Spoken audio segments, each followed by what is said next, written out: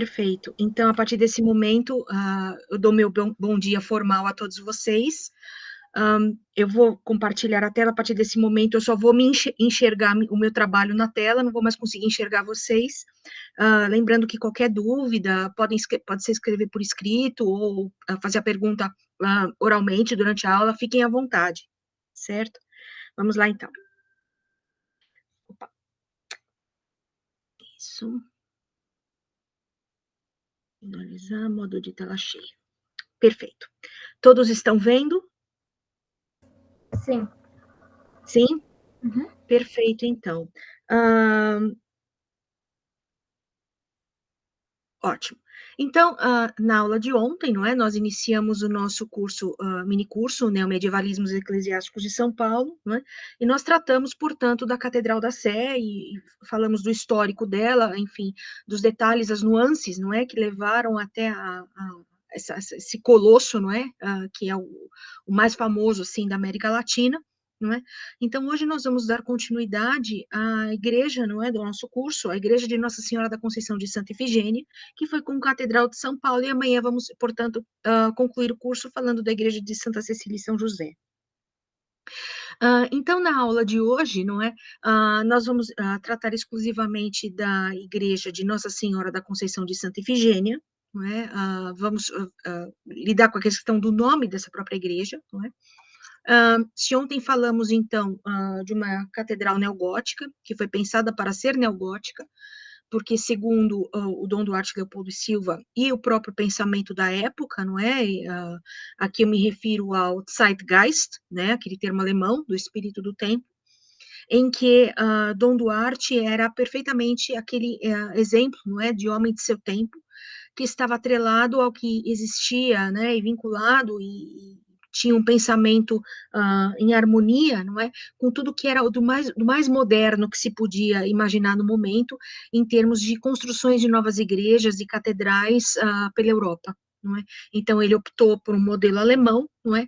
Então hoje nós vamos ver um exemplar em arquitetura neorromânica, construída também por um engenheiro, só que é um engenheiro austríaco, chamado Johann Lorenz Madain, que teve o nome aportuguesado para João Lourenço Madain. Depois nós vamos tratar um pouquinho disso também, e que, portanto, essa igreja de Santa Ifigênia se torna a concatedral de São Paulo durante essas longas décadas da construção da própria Catedral da Sé. Não é? Nós vamos abordar, então, aspectos referentes ao programa decorativo dessa igreja, bem como do programa iconográfico, que é bastante importante e nos traz ideias para pensarmos a questão da sociedade da época, a história, e que são obras atreladas à própria historiografia da arte, não é? Nós temos que pensar que os nossos acervos eclesiásticos também merecem o nosso carinho, a nossa atenção, assim como os acervos museológicos, não é? Óbvio que quando uma pessoa entra numa igreja, não é? Ela entra para rezar, ela entra para casar, para batizar seus filhos, ela não entra para admirar obras de arte, não é? Somente nós, assim, que somos essas pessoas esquisitas, não é, da história da arte, não é? E entramos nas igrejas, claro que cada um com a sua fé, rezando ou não, enfim, independente disso, sendo católico ou não, a pessoa entra para observar, não é, as obras de arte que estão ali expostas, não é? Então, nessa mesma aula, então, nós vamos analisar, então, falar algumas questões da localização dessa igreja dentro do projeto de expansão da cidade de São Paulo no início do século XX. Não é? Então, a igreja, né, já estou até chamando de igreja, mas na realidade ela surgiu como uma pequena capelinha, uma ermida de madeira, muito rústica, muito simples, ali na mesma região, ali, ou no mesmo terreno, ou por volta dali, não é? Então, essa igreja, portanto, de Santa Ifigênia e Santo Elesbão, que são santos de devoção da população negra, porque a Santa Ifigênia, por exemplo, ela tinha a pele, né, a pele escura, ela era egípcia, né, o Santo Elisbão também vivia ali naquela mesma região, né, então, portanto, essa igreja surge das devoções negras, não é, da irmandade desses dois oragos são santos padroeiros, não é o termo oficial, então, surge dessas devoções negras, dessa irmandade dos negros, não é, que era praticada, portanto, a partir da igreja de Nossa Senhora do Rosário dos Homens Pretos, que nós mostramos ontem, aqui, com aquele carimbo demolida, não é, a atual igreja de Nossa Senhora do Rosário dos Homens Pretos está no Largo do Paissandu, né? Então ali na região então dessa igreja de Santa Ifigênia, então a primeira capela foi construída, né? E que com o passar dos séculos, isso no século por volta do século XVIII, né, com a presença já então a partir de 1808, né, com Dom João VI, Dom Pedro I, enfim, a igreja então passa a ter Nossa Senhora da Conceição como orago principal ao lado de Santa Ifigênia. Então Santo Elesbão desaparece do nome, né? E a construção, portanto, é feita numa colina, não é? Num ponto estratégico. Então, a construção, não é, tanto da Catedral da Sé, como da Igreja de Santa Ifigênia, da Igreja de Santa Cecília, como qualquer outra igreja, não é? A pessoa que constrói a igreja, ou o grupo de pessoas que decidem construir uma igreja, não fazem pensando, eu vou construir aqui porque eu acho que aqui é bacana, não é?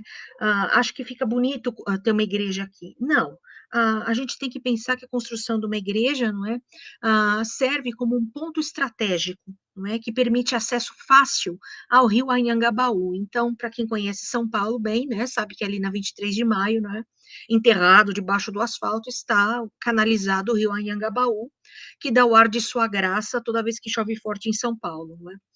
Ah, a cidade de São Paulo, na realidade, é uma perna com varizes, não é? Onde você espetar o solo, brota água, não é? Nós vivemos no meio dos rios, no meio dos córregos, no meio dos riachos, e muitas vezes nem nos damos conta, não é? Somente quando temos temporais em São Paulo, meu Deus, inundou tudo. Não é que inundou tudo, né? O rio aflorou, não é? Os rios afloraram, essa água brotou no solo e nós todos ficamos dentro dos rios. Não é? Na realidade, é isso que acontece. Então, é uma outra percepção da enchente de São Paulo. Então, portanto, é construída sobre essa colina, não é, que permite acesso fácil tanto ao rio Anhangabaú, como também permite acesso ao caminho do Guaré, que é a atual Avenida Tiradentes, o endereço do Mosteiro da Luz da Ordem das Concepcionistas, não é, da Nossa Senhora da Conceição, e do próprio Museu de Arte Sacra de São Paulo, que foi aberto ao público pelo Dom Paulo Evaristo Arns em 1970, a partir do Museu da Cúria, que nós vimos do Dom Duarte Leopoldo e Silva, como nós vimos ontem.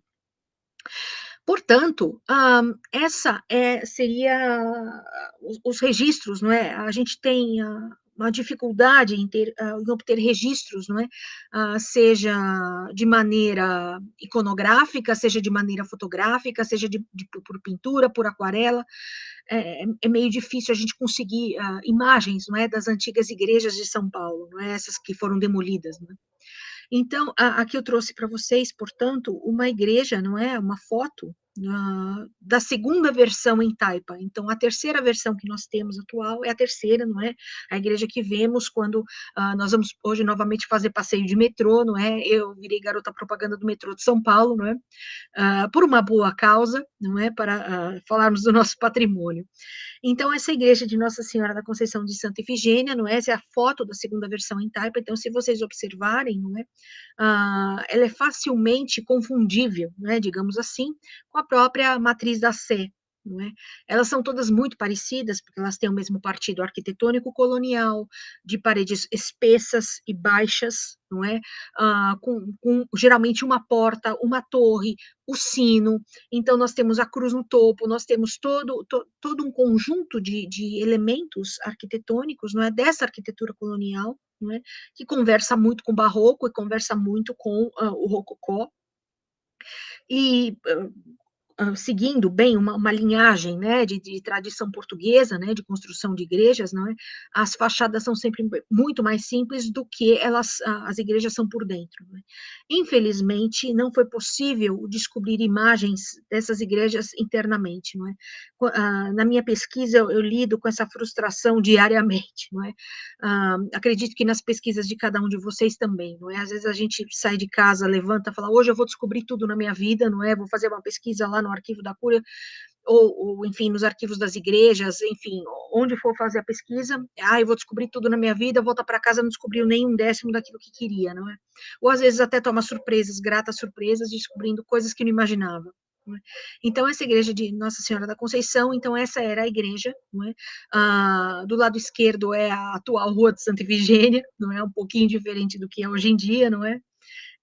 Então a gente tem essa igreja muito simples, não é? Com esse chão de terra, não é? As casas todas em taipa, então vocês veem já que a igreja, mesmo sendo de taipa e sendo de paredes mais baixas, não é? Do que as igrejas atuais, elas se despontavam na paisagem urbana, não é? Elas organizam o olhar, elas organizam a trajetória, a fé, não é? As devoções das pessoas, elas organizam, enfim, toda a vida social, política, histórica da pessoa nessa sociedade. Isso é um fato importante para pensarmos a relação do ser humano, não é? Com qualquer igreja em qualquer parte do mundo, não é? Sempre tem, a igreja não existe sozinha, não é? É como eu falei para vocês, eu vou construir uma igreja aqui porque eu acho que aqui fica bonito, não é? Aqui o sol é mais bonito.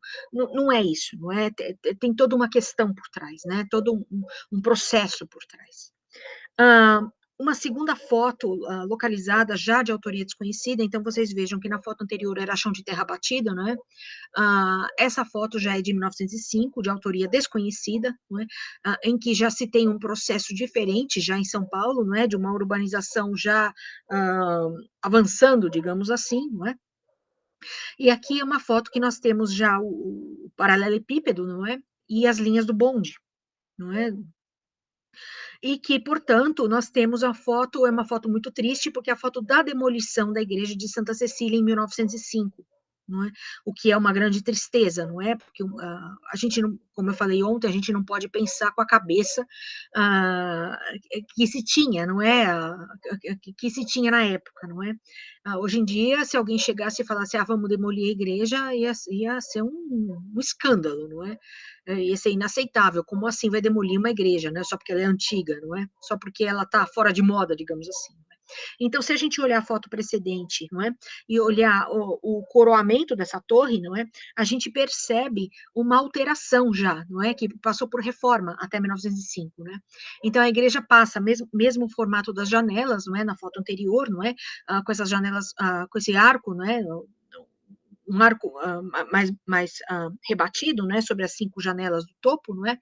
Aqui nós temos umas janelas em que esse arco parece menos pronunciado do que na imagem anterior, não é? O que já sugere reformas, não é, que foram feitas ao longo, não é? Igreja que passou por diversos problemas em relação aos sinos. De uma hora para outra, enfim, a sucessão de padres que passaram por ela, não é, resolviam tocar o sino por qualquer motivo. A gente sabe que os sinos eram tocados quando morria alguém, não é? Em festividades, anúncio de nascimentos de pessoas ilustres, fatos históricos, não é? Independência do Brasil, né? Os sinos todos tocaram, mas passou da conta. Não é? Então, o que acontecia? A população começou a reclamar do excesso de barulho, que não conseguia ter paz dentro de casa, não é? Com excesso desse sino, né? Esses sinos de bronze pesadíssimos que reverberam loucamente pela cidade, não é? Pelo entorno da vizinhança, e que a população se reuniu e pedia que parassem de tocar os sinos, não é? Aí houve toda uma querela em relação a isso, os sinos quebraram, quem conta essa história divertidíssima, não é? Divertidíssima porque nós não estávamos ali, né, aguentando o barulho do sino, não é? Mas a questão é que o Leonardo Arroio aponta isso muito bem, não é? Essa crônica, né? Ele é uma espécie de um cronista, ele é um jornalista que escreve esse livro das igrejas de São Paulo. Portanto, citando novamente o Leonardo Arroio, não é? Ele fala, então, referindo essa igreja, não é? Em 1905, a demolição já estava começando, mas o templo foi derrubado por completo em 1911, quando o vigário Monsenhor João Evangelista Pereira Barros, não é? Que as informações dos cronistas, então vocês vejam que a palavra não é o historiador, não é alguém que tenha uma formação acadêmica, não é? Mas sim um cronista, não é? Revelam ter sido conterrâneo, ou seja, ter nascido em Taubaté e colega de estudos de Dom Duarte Leopoldo e Silva, né? Então, o sacerdote, então esse vigário, um sacerdote ativo, não é? Ele repete novamente a palavra ativo, no livro, e incansável, muito trabalhador. Nesse mesmo ano de 1911, ele organizou uma comissão para obter fundos destinados ao templo que lá está hoje. Então, para construir, se você for construir um imóvel minúsculo, não é? Quanto dinheiro vai? Imagina construir uma igreja, não é? Então, ele organizou essa comissão para obter fundos destinados ao templo, né, cuja construção foi iniciada em 1912 e terminada nesse mesmo ano. Aí Leonardo Arroio faz uma citação deliciosa, não é? Tem um ar triste de gótico deslocado para a violência de dias claros, não é? Ele critica profundamente, não é? Eu diria que isso já na década de 60, não é? Ele repete um pensamento, não é, do próprio Mário de Andrade, que vê essas igrejas revivalistas, historicistas de São Paulo com péssimos olhos, não é? Para eles, são uma parva desorientação. Ele cita isso no livro Arte Brasileira, que vocês encontram facilmente em bibliotecas, em sebos, em que as crônicas deles são reunidas, né, os textos deles são reunidos da Revista do Brasil, organizados num pequeno livrinho, não é? Um livrinho pequenininho mesmo. Portanto, né, ele repete, né, o Leonardo Arroio repete essa questão do ar triste de gótico deslocado para a violência de dias claros, né? Ah, então, ele aponta, né, que foi uma catedral provisória, justamente uma concatedral, que é o outro termo, enquanto não se terminavam as obras da Catedral de São Paulo na Praça da Sé, não é? E que é a sede definitiva, né, da obra da adoração perpétua oficial ao Santíssimo Sacramento. As igrejas costumam ter essas adorações nas capelas do Santíssimo, então os fiéis ali se reúnem, né, e ficam longamente adorando o Santíssimo, né? Na Igreja da Boa Morte, por exemplo, tem um núcleo ali até hoje de adoradores, não é? É uma coisa assim que chega até a assustar, porque você, em pleno século XXI, não é? Você entra na igreja e tem uma pessoa ali sentada no altar, elas se revezam 24 horas por dia, 7 dias por semana, eu acho que não param nem no Natal nem no Ano Novo, eu tenho a impressão que até na virada para o dia primeiro, estão lá rezando, sentadas no presbitério, rezando, rezando, rezando infinitamente. Não é? Então, os sinos dessa igreja, não é? Então ele aponta que não quebram mais como antigamente, não é? Não quebram tanto no sentido de quebrar, né? De dobrar, de ficar suando, não é? Também como não quebra mesmo, né? Porque de tanto que socavam o tal do sino, o sino partiu. Então criou-se o mito da maldição do sino que parte, não é?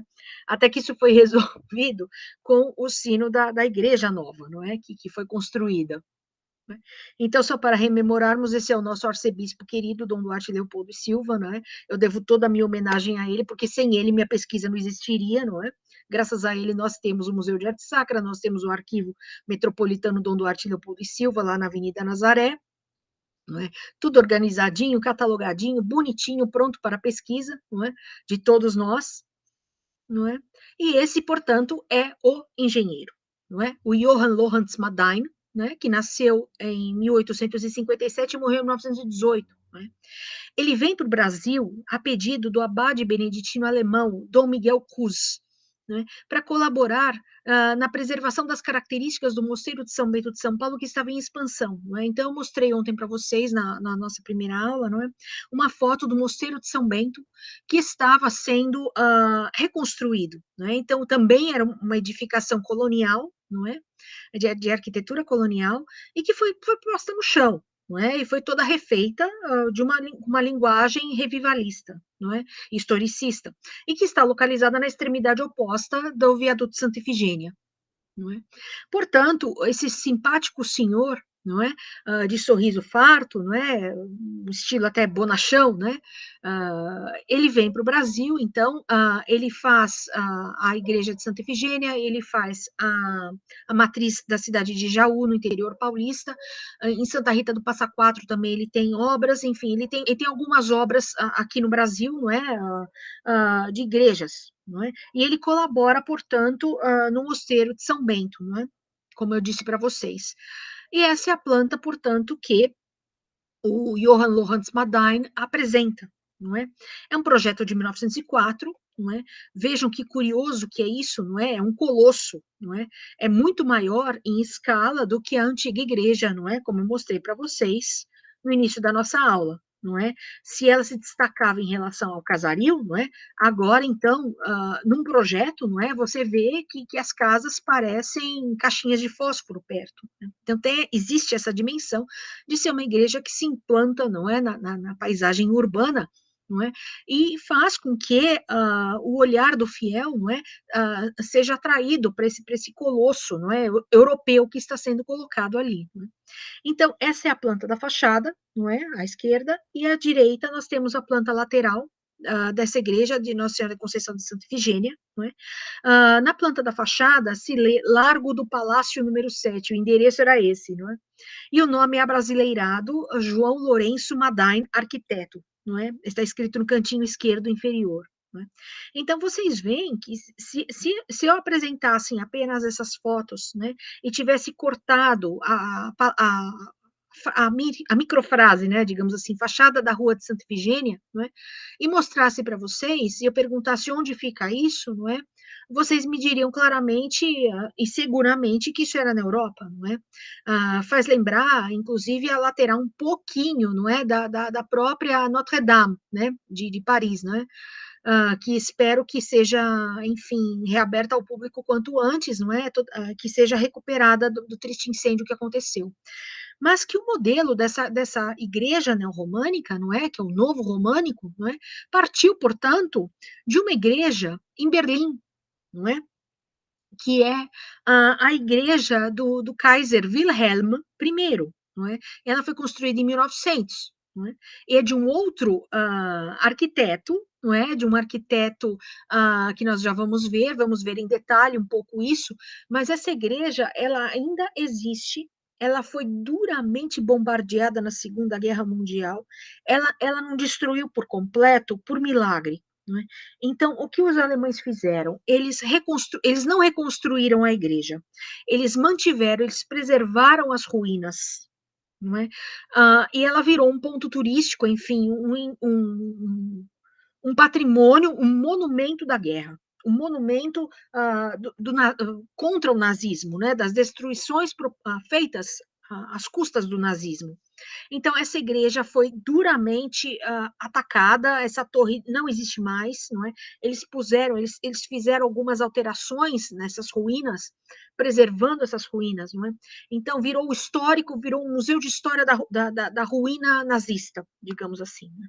E se vocês olharem as duas lado a lado, parece quase a mesma igreja, não é? Enquanto a de Berlim, não é? Aparenta ser mais alta ainda, e possuir 3 portas, não é? A de Santa Ifigênia possui apenas uma porta central, não é? Mas elas são extremamente parecidas entre si, não é? À direita, eu trouxe então uma foto de 1916, já com a fiação elétrica, com iluminação na rua, de óleo de baleia, ou já também de gás, enfim, estamos nesse período de transição, não é? Nós vemos essa é uma foto que diz muito sobre os costumes, não é? Sobre a vida social das pessoas, o modo como elas se vestiam, não é? Era um local pacato, completamente diferente de hoje em dia, não é? Ah, Num lugar desse você tem tudo menos segurança e paz, não é? E tranquilidade. Você vê esse homem vindo com uma charrete, não é? Ali com um cavalo, provavelmente é um leiteiro, um padeiro, ou indo fazer compras, ou um caixeiro viajante, né? Que está por ali passando. Nós vemos um bonde vindo ali do fundo, ou indo embora, não se sabe ao certo, não é? Esse homem de terno, andando calmamente ali, no que seria a Avenida Casper Libero, não é? E nós temos a presença da propaganda já, né? De cigarros, né? Castelo, alguma coisa. Então, nós temos uma tipologia imagética, não é?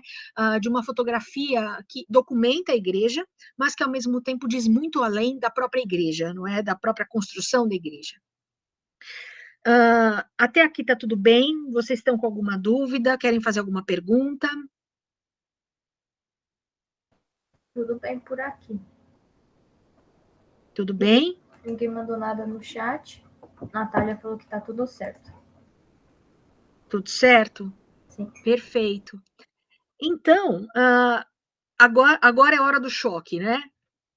Não é? Se de um lado nós temos o simpático bonachão não é? Johann Lorenz Madain, o nosso engenheiro austríaco aqui da Igreja de Santa Efigênia. Nós temos o Franz Schwesten, não é? Que viveu entre 1841 e 1924, não é? E que é o arquiteto, portanto, alemão, engenheiro alemão, enfim, que construiu a Igreja de Berlim, não é? Um homem muito mais sisudo, não é? Muito mais fechado, né? Com esse bigodão, não é? Então, são personalidades profundamente diferentes, não é? Mas que constroem um tipo de igreja que tem um diálogo franco e aberto entre si. Não é? Mas a gente vê que as intenções, portanto, da construção da igreja de Santa Efigênia, não é? Permite propor, então, essa construção permite propor, então, essa reorganização do espaço urbano, não é? Que é favorecida largamente pela própria construção do viaduto de Santa Efigênia, não é? Que é um viaduto belga, né? Ele é todo fabricado na Bélgica e ele é trazido todo desmontado para cá e ele é montado aqui. Não é? E que, portanto, nós temos aqui embaixo, não é? É uma foto que apresenta muitas grandes contradições, não é? Por um lado, a gente tem ainda a velha pacata São Paulo, não é? Ainda com seu aspecto de Vila de São Paulo de Piratininga, não é? Embora já estejamos no século XX, não é? Com essas casas em taipa, essa vida pacata, já mesclando construções mais antigas de taipa com construções já em tijolos, não é? Com essas platibandas como nós vemos aqui embaixo, esses pequenos comércios, não é, que existiam ali na 23 de maio. Então, portanto, a gente tem ali, passando ao largo do próprio rio Anhangabaú, não é, que eu acredito que passasse aqui no canto inferior da imagem, não é, que aqui a gente estivesse, enfim, no vale desse rio, não é, a gente tem essa espécie dessa rua, não é, com essas carroças, não é, com os animais, movidas à atração animal, as pessoas indo trabalhar, enfim, indo e voltando de suas casas. Nós temos uma vida pacata, mas ao mesmo tempo a contraposição disso, não é? É esse viaduto muito moderno, não é? Que se a gente não olhar para a parte de baixo da foto, mas olhar só para esse viaduto, não é? Qualquer um diria que não estamos no Brasil, não é? Que estamos na Europa. Né? Quer seja na Alemanha, quer seja em Paris, não é? Enfim, em alguma grande cidade europeia, não é? Porque o capital cafeeiro justamente quer, né, e deseja, anseia, não é, fortemente pela reconstrução da cidade de São Paulo ao gosto europeu, para que nos colocássemos no mesmo patamar das grandes cidades europeias. Não é? Os filhos desses cafeicultores, não é, iam estudar na Europa, não é? E voltavam trazendo essas grandes ideias, essas mentes arejadas, não é, por tudo que é bonito, moderno, não é, e tudo que é, enfim, grandioso, opulento, não é? E que o capital do café, portanto, permite, não é, fazer com que a cidade de São Paulo se torne, portanto, essa nova filial europeia, digamos assim. Não é? E que nós temos, portanto, o bonde passando, não é, no viaduto de Santa Efigênia. Vejam que era um viaduto que foi pensado para transporte de pessoas, não é, com veículos. Não é? Hoje em dia ele está fechado para isso e ele somente tem a passagem de pedestres, salvo quando carros de polícia, não é, passam ali, né, para se locomover de um lado ao outro da ponte, né, do viaduto para fazer o policiamento da região. Hoje em dia ali, enfim, é um local que está bastante degradado, não é? A última vez que eu passei ali antes da pandemia, é triste ver o estado que está o solo, não é? O piso, não é? Desse viaduto, com muitas rachaduras, faltando mosaicos, já passou por diversas restaurações, mas não está em boas condições, infelizmente, não é? E que, portanto, vocês hoje, passando pela Avenida 23 de Maio, não é? Ou caminhando por ali, vocês podem, portanto, percorrer esse viaduto, não é? Que liga duas igrejas, uma a outra, não é? Ao fundo, a igreja de Santa Efigênia, e na extremidade oposta aqui, o complexo do Mosteiro de São Bento com a igreja abacial de São Bento. E que, portanto, vocês veem que essa intenção construtiva, não é, dessa inauguração desse viaduto de Santa Efigênia, não é, é como um grande melhoramento, não é, para a cidade de São Paulo. Não é? E, por outro lado, não é, a gente vê a implantação da igreja em Berlim, não é? Com essa rua movimentada, já com os automóveis, com bicicleta, com bonde elétrico, e nós temos, portanto, uma aproximação imagética, né, iconográfica, patrimonial, arquitetônica, urbanística, com todos os termos que vocês quiserem colocar, não é? Social, política, histórica, enfim, tudo que vocês puderem colocar nessa descrição cabe, não é? Na comparação entre esses dois universos, o universo alemão, não é? De Berlim, e o nosso universo neorromânico, não é? De uma arquitetura que é feita em arquitetura neorromânica por um engenheiro que é austríaco, não é? E que não faz, portanto, sendo austríaco, não faz uma arquitetura puramente germânica, digamos assim, não é? Mas sim uma arquitetura que conversa com a tradição latina, não é? Do neorromânico, não é?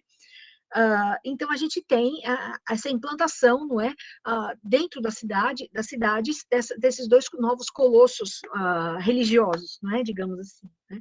Então, o quanto esse viaduto é celebrado, não é? É um grande melhoramento, não é? Acho que esse título de estudo, não é? Esse grande melhoramento, essa grande contribuição para o espaço urbano, não é? Em que nós temos enfim, essa construção sendo feita, né, sendo realizada na cidade de São Paulo nesse momento. E que, numa outra, né, foi tão celebrado que virou até cartão postal, não é? Aqui nós temos um cartão postal que mostra justamente uma outra visão, não é, desse viaduto, não é? E essas reformas do entorno, não é, sendo feitas. Nós temos ainda uma parte ainda daquela imagem anterior, não é, em que nós vimos o vale, né, do Anhangabaú, não é, com essas carroças, não é? E essas mesmas carroças passando, portanto, do lado, né, aqui no cantinho da imagem. Não é? Nós temos mais coisas para serem pensadas numa imagem como essa. Não é? Bom, o viaduto, ou seja, é um viaduto belga, não é? Mas que é feito por engenheiros, né, arquitetos italianos, como o Giulio Micheli, o Giuseppe Chiappori e o próprio Mário Tibiriçá, não é? E é uma estrutura fabricada na Bélgica e montada, não é? Mas nessa imagem, portanto, nós temos mais coisas para serem pensadas, não é? Nós temos a questão da obra, não é? A questão da transformação da cidade de São Paulo, não é? Nós temos a questão da igreja de Santa Efigênia, não é? A novíssima igreja de Santa Efigênia. Do lado esquerdo da imagem de vocês veem uma outra igreja, não é? É a nova igreja de Nossa Senhora do Rosário dos Homens Pretos, no Largo do Paissandu, não é? E na extrema direita, lá no fundo, já na linha do horizonte da Serra da Cantareira, né, nós temos um ponto elevado na paisagem, não é? Isso é a chaminé ali ao lado do prédio da Rota, não é?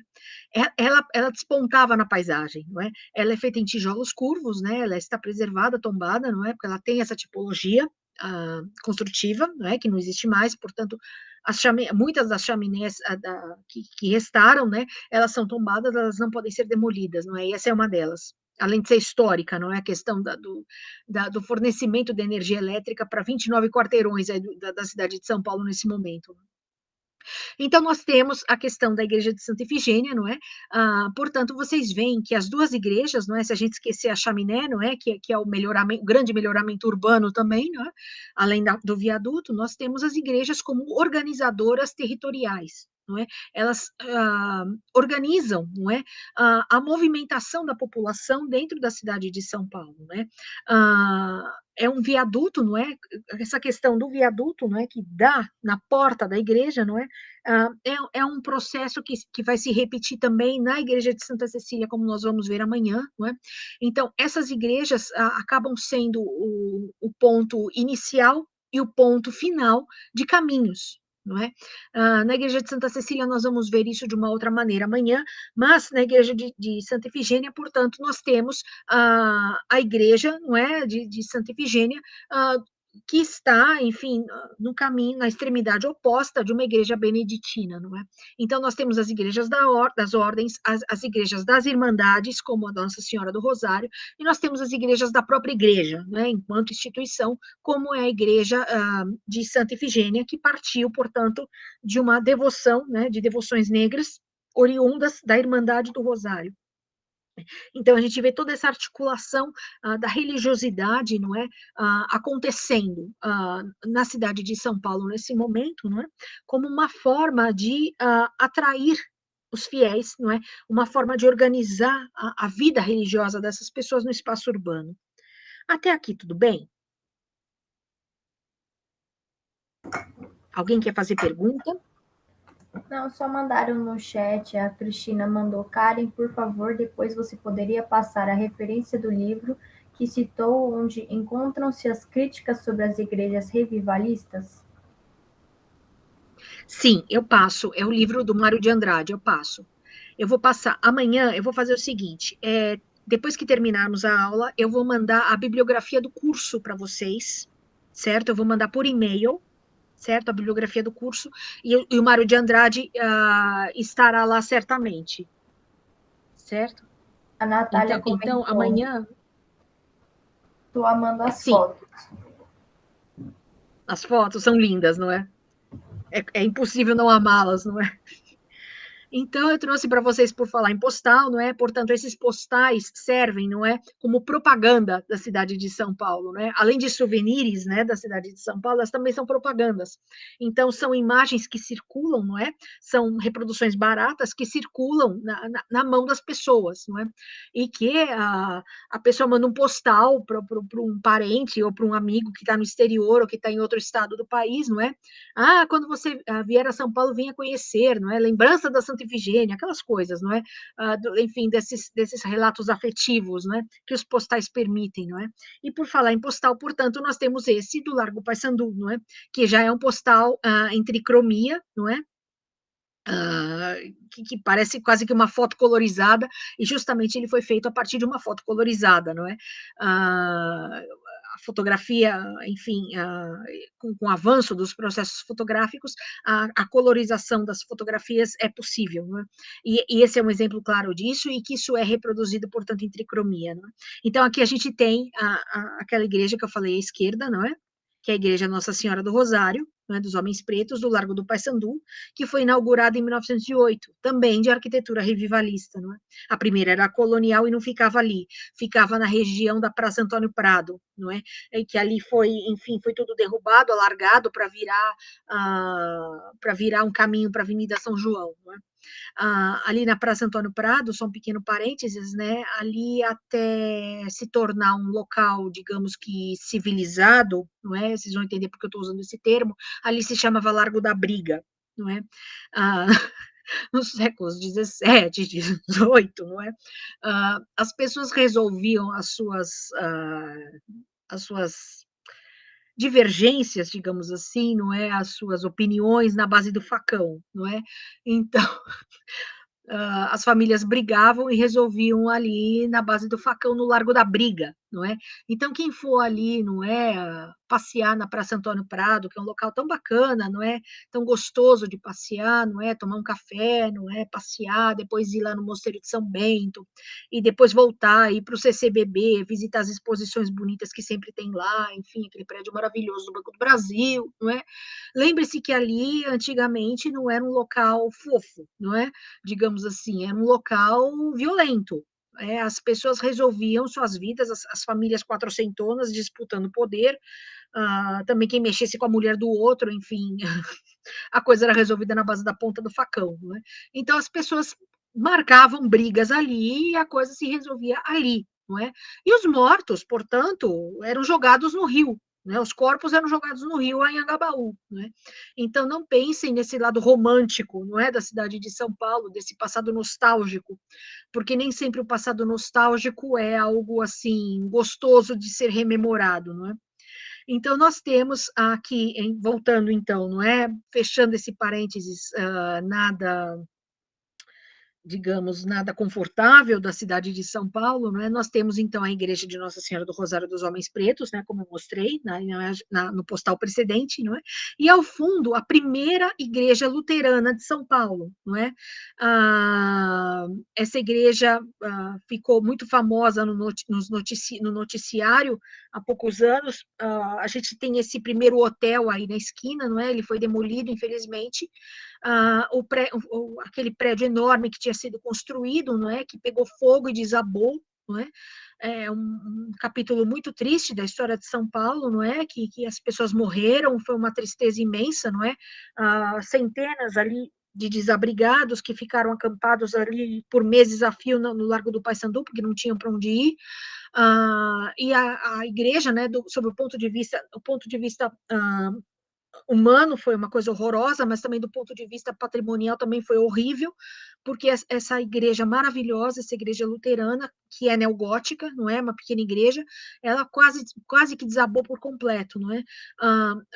Caíram partes do prédio, não é? E arrancaram a fachada lateral da igreja, não é? Uma rosácea lindíssima que tinha ali da Casa Conrado, se perdeu para todo sempre, não é? Eu não sei o que eles vão colocar ali de vitral no local, se vão colocar algum vitral policrômico, eu não sei o que vai ser feito ali, não é? Mas a igreja sofreu abalos tremendos, não é? Por pouco ela não foi ao chão completamente, não é? Então, essa é a primeira igreja luterana de São Paulo, não é? A gente fala muito da imigração italiana, a imigração germânica também foi muito forte, não é? O próprio Madain, né, é o exemplar disso, não é? A gente tem até um edifício onde a gente lê a palavra suíço, né? Provavelmente um hotel suíço, né? Então mostra a presença, né, dessa imigração forte em São Paulo, né, nesse momento, né? Então onde a gente coexiste, onde os povos coexistem, né? Os imigrantes, né? Os negros, enfim, da devoção, né, da Igreja de Nossa Senhora do Rosário dos Homens Pretos, não é? Que recebeu uma construção revivalista, não é? Que é belíssimo também, vale muito a pena ir conhecer e visitar, não é?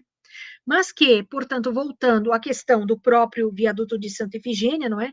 A necessidade desse viaduto também se deu em função da expansão, não é? Para o território, quase que um território oeste, não é? Caminhando em sentido oeste e noroeste também, porque vai para a zona norte, não é? Ali do Museu de Arte Sacra, o caminho do Guaré, mas, ao mesmo tempo, essa evolução, né, essa expansão da cidade para o território oeste, além do núcleo histórico, do triângulo inicial, triângulo histórico inicial que nós vimos ontem. Né?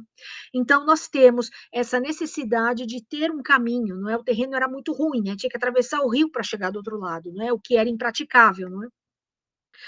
Então, há essa necessidade, portanto, de se construir esses viadutos, não é? Vejam quantas pessoas caminham sobre esse viaduto ao mesmo tempo, não é?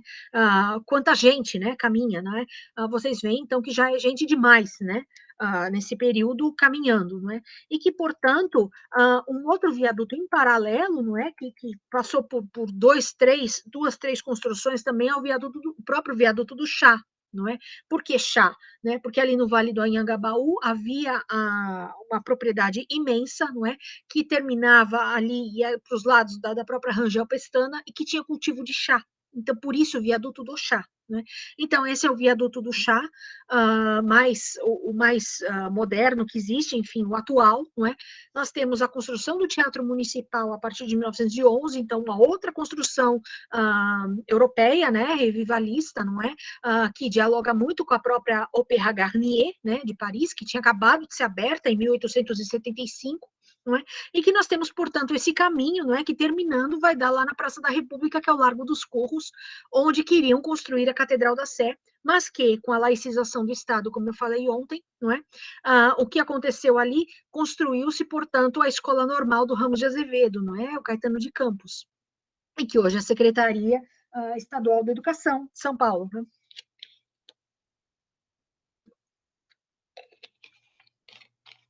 E que, sem exagero algum, se a gente for pensar nessas pessoas que estão andando aqui, não é? São pessoas europeias, digamos assim, não é? Indumentária, né? É a moda parisiense que está em São Paulo com tudo, não é? Era chique ter roupa francesa, não é? Então, a gente vê essas mulheres de chapéus, vocês veem o costume da sociedade da época, né? As mulheres que podiam sair. Se a gente for pensar no século XVIII, em São Paulo, né? As mulheres, como eu falei ontem do Thomas Enda, né? Que veio com a expedição Langsdorff, aqui para São Paulo, né?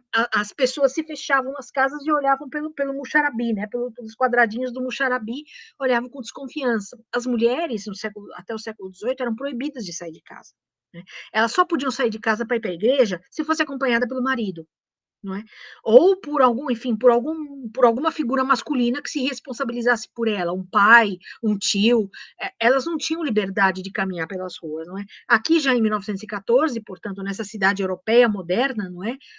Bonita, arrojada, não é? As mulheres podiam caminhar, não é? As mulheres caminhavam nas ruas, né? Uma até está caminhando sozinha, não é? Sei lá onde é que o marido dela foi parar, não é?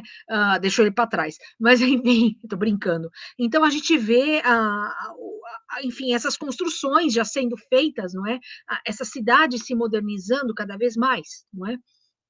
E que, portanto, esse viaduto do Chá é paralelo ao viaduto de Santa Efigênia, levando também para essa expansão para os territórios desocupados, digamos assim, da cidade de São Paulo, né? Essa expansão. Não é? São Paulo era uma cidade rural, não é? Era feita de fazendas, feita de propriedades rurais. Né? E essas propriedades rurais, por exemplo, o próprio bairro de Santa Cecília surge a partir de uma propriedade rural, né? Como nós vamos ver amanhã. E que, portanto, como eu falei para vocês, da questão da própria reconstrução da cidade de São Paulo, não é? O Largo de São Bento, não é? Com a antiga igreja de São Bento. Então, também é uma construção que também não servia mais à modernidade da cidade de São Paulo, não é? A igreja era muito menor, a igreja era pequena, não é? Cabia muito menos gente, não é? Nós temos essa praça, não é? Com os bancos, nós temos uma vida tranquila, né? A linha do bonde, né? A Rua da Constituição, a atual Rua Florencio de Abreu, não é? O Benedito Calixto tem um quadro que pertence ao Museu de Arte Sacra, né, que representa a Rua Florencio de Abreu de lá para cá, né? E aparece a parte do fundo da Igreja de São Bento. Né? Essa é uma foto sem data, não é? Que mostra o largo e o convento de São Bento, né? Esse N parece um U, né? Então, convento de São Bento.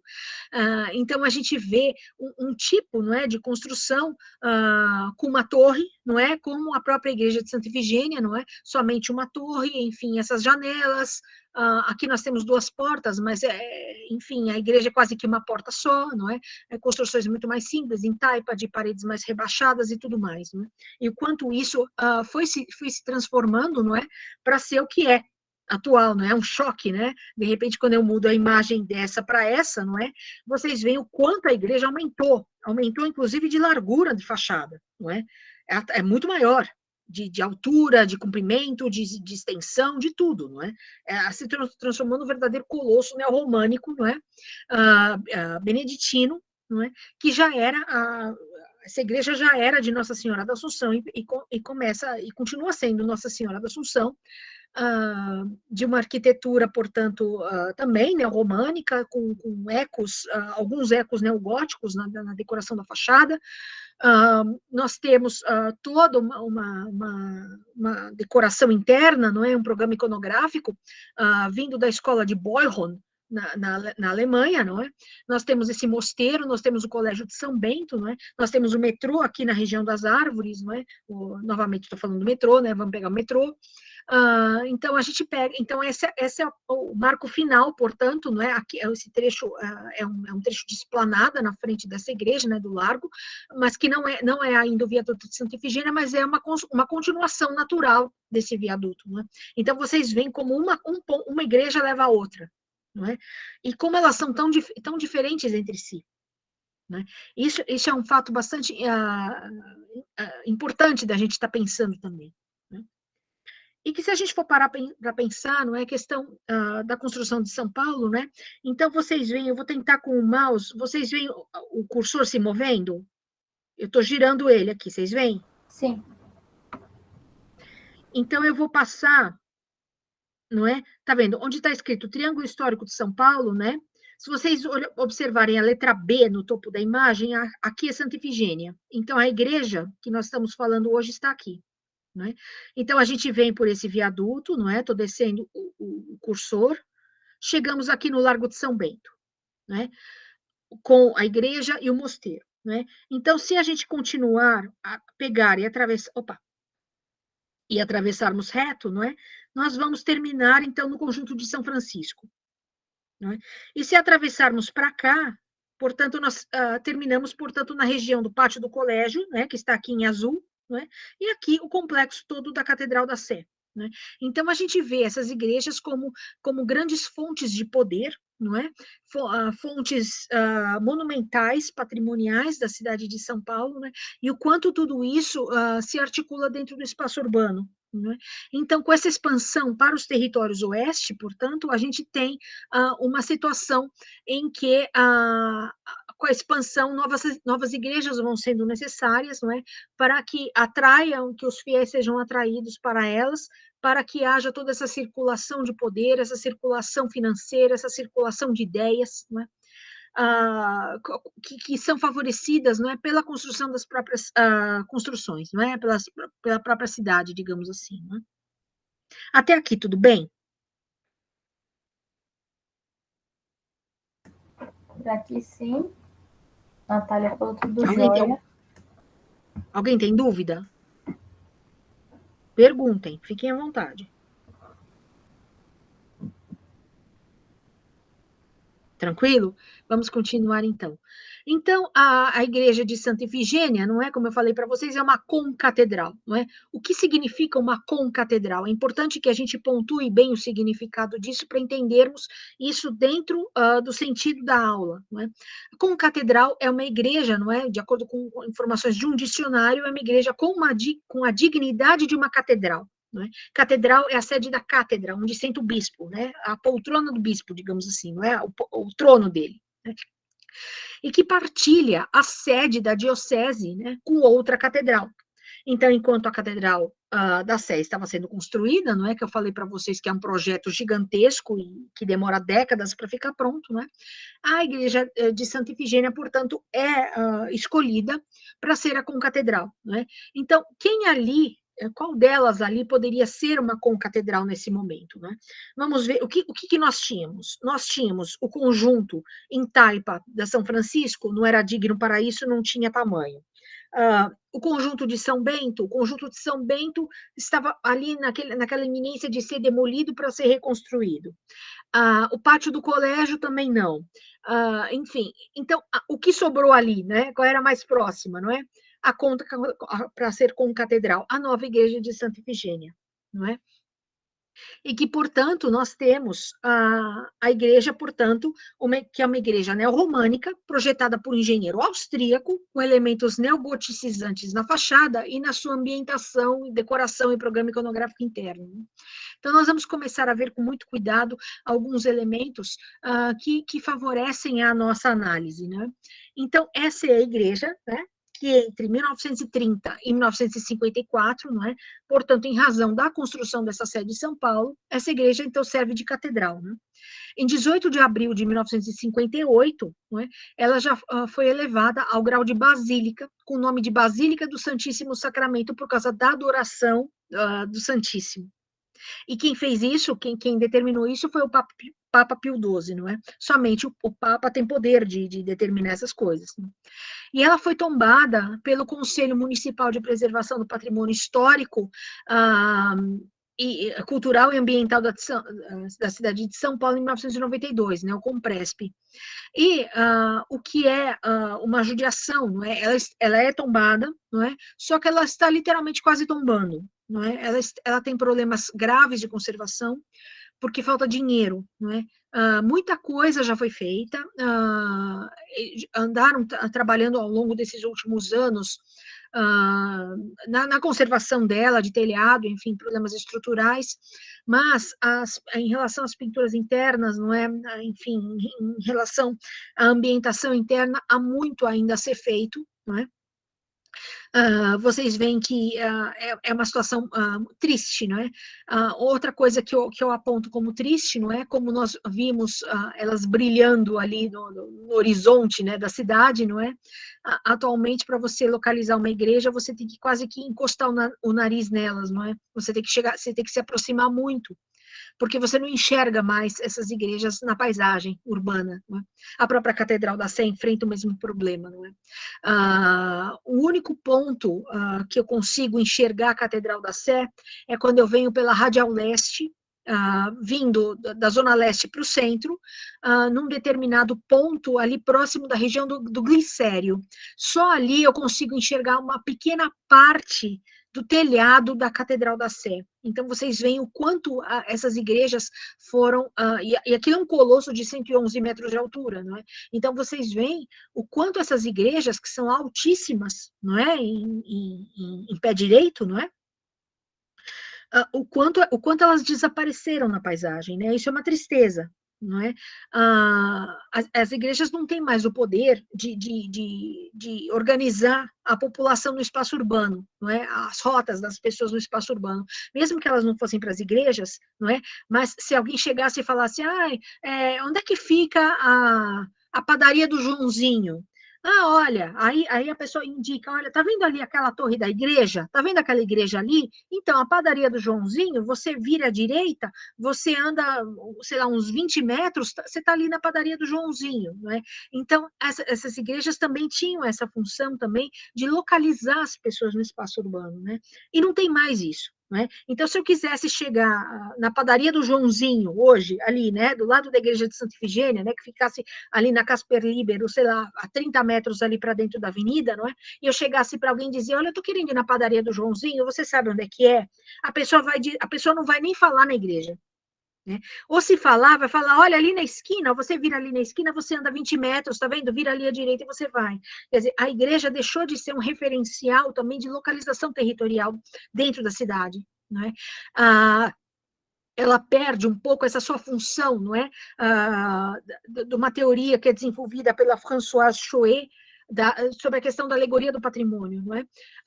É um livro que também eu vou deixar indicado na bibliografia, não é? Que eu vou colocar para vocês amanhã, né, ao término do curso. Eu mando por e-mail para vocês um documento em Word com a bibliografia do curso, e que, portanto, essa questão, as igrejas acabam perdendo essa função alegórica de patrimônio, não é? Em função justamente do crescimento da cidade, não é? E um outro fator triste que eu digo, que eu aponto para vocês, não é? Essas setinhas amarelas são apenas alguns dos tiros que essa igreja tomou durante a Revolução de 1924. Então, se nós temos problemas de conservação da igreja, esses problemas também, dessa questão dessa penetração de umidade na fachada, também se deve também às marcas de tiros, né? São tiros que não foram, eu não sei se as balas estão dentro dos buracos, enfim, ou se foram tiradas, eu não sei dizer, a pessoa tem que escalar a fachada da igreja para ver, mas onde você olha nessa igreja, ela é toda cravejada de balas, não é? Durante a Revolução de 1924, não é? Dá a impressão que praticaram tiro ao alvo na igreja, porque não é possível, né, acertar tanto tiro na igreja. Então, a gente vê marcas de tiros, né? Isso também faz, quando abre buraco na parede, a parede também começa a virar foco de penetração de umidade também. Isso também atrapalha, desculpa, atrapalha a conservação da própria igreja, não é?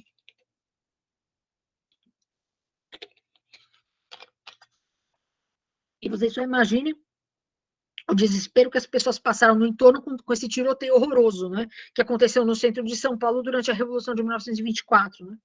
E atingiu vários bairros, inclusive. Até a região da Penha teve problemas com a Revolução de 1924. Eu digo isso porque a minha avó nasceu em 1924, não é? Ela já é falecida, ela morou no bairro da Penha, não é?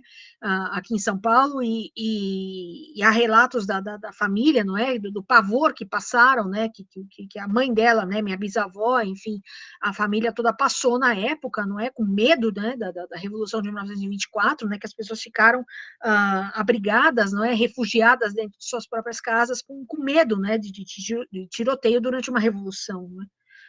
Bom, vamos lá. Então, voltando novamente, não é, à igreja do Kaiser Wilhelm I, não é, em Berlim, eu trouxe para vocês a planta, não é, e uma ilustração da parte interna com essa decoração neogótica. Não é? É uma igreja que foi construída, não é? Aqui em cima, essa citação em alemão, não é? Se traduz por Igreja da Memória do Kaiser Wilhelm para Berlim. Né? E que, portanto, é uma igreja que traz uma memória para um governante, não é? Para esse Kaiser, não é? enfim, dessa época dessa República de Weimar, né, e até anterior a isso, e que nós temos, portanto, essa igreja, não é? Vocês veem que tem essas reuniões, né, desses arcos, não é, no teto, né, dessas arquivoltas do teto, não é? Nós temos esse gosto dessa decoração, com essas pinturas, com vitrais, com balaustradas, com colunas, e se a gente for pensar na igreja de Santa Ifigênia, não é? Até por dentro ela lembra grandemente essa igreja do Kaiser, não é? É uma tristeza mostrar essa foto para vocês, se vocês veem perdas iconográficas muito importantes, todas essas manchas brancas que vocês observam no canto esquerdo superior, não é? Caminhando para o centro em direção ao lustre também, muitas perdas iconográficas, não é? É uma igreja que está precisando de um restauro imenso por dentro, não é? Muita coisa já foi feita, mas falta muito mais. Todos sabemos que para restaurar uma igreja, não é? Vão milhões, né? Vão milhões de reais, tanto para recuperação estrutural quanto para recuperação interna também, não é? Das pinturas, das esculturas, dos objetos, enfim, de tudo que tem dentro. Né? É muito complicado isso. E é uma igreja, portanto, que já foi projetada para receber iluminação elétrica. Né? Esse é um outro problema que enfrentamos. A pesquisa, não é? As igrejas, quando você tem uma igreja que é projetada com lâmpadas de filamento, luz amarela, não é? Movida a fios de pano, não é? Acreditem, né? Eram os fios de pano, eram fios de pano, não é? Então, como era feito o fio de pano? Você tinha o filamento de cobre e ele era envolto com trapos de pano, com fios de pano, né? Com tiras de pano. Acho que isso devia dar pouco incêndio, pouco curto-circuito, né? Devia ser muito seguro mesmo. Acho que só por Deus mesmo que essas igrejas estão de pé e não sofreram incêndios, não é? Por causa dessa fiação dessa maneira, não é? Claro que é um outro pensamento, é uma outra tecnologia, não é, né? É como hoje em dia, né? Que você tem conduítes à prova de incêndio, fiação elétrica que não propaga chamas, enfim, você tem toda uma segurança elétrica que não existia. Né? Mas a parte dessas questões técnicas que quase se transformam em anedotas horrorosas, não é? Nós temos, portanto, essa iluminação, não é?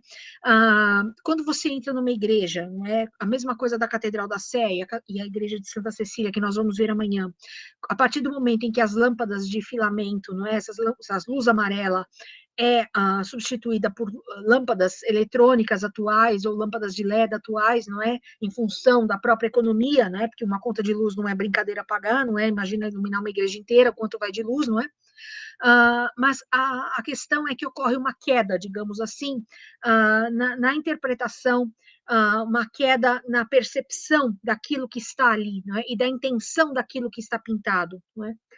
Uma luz, não se esqueçam que uma luz amarela de filamento tremelicante faz com que as imagens se movimentem. Né? E perdeu isso. Não é? As igrejas se tornaram congeladas em função da luz branca. Não é? Então, esse é um ponto para ser pensado, né? É um ponto que traz uma certa tristeza e uma certa, digamos que uma deformação na correta interpretação, né? Da igreja, não é?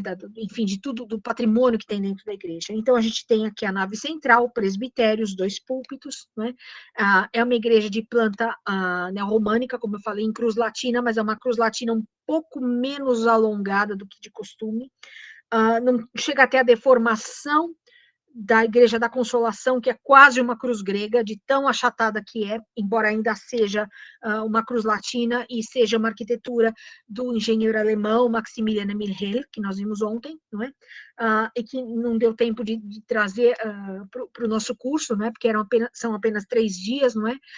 Se tivesse um 4º dia, eu colocaria a Igreja da Consolação, mas, enfim, se a gente observar novamente, portanto, o gosto da decoração, o tipo de decoração com essas arquivoltas, nessas nervuras que se reúnem no teto, não é? Nós temos a mesma coisa acontecendo aqui. Até aqui tudo bem? Enquanto sim. Só ia brincar com você que as próximas igrejas, no ano que vem, não, um curso 2.0, a gente tá aqui. Olha só, hein? Não me provoque. Então, vamos entrar numa parte profunda de teoria agora. A teoria das 3 vias. Né? Estamos lidando, portanto, com igrejas do Concílio do Vaticano I, né, Concílio Vaticano I, que propõe a reforma, então, que cria, né, essa reforma ultramontana ou romanizadora a partir da premissa do Concílio Vaticano I. Então, indo, portanto, para a Europa, nós temos, então, em 1789, a Revolução Francesa, não é?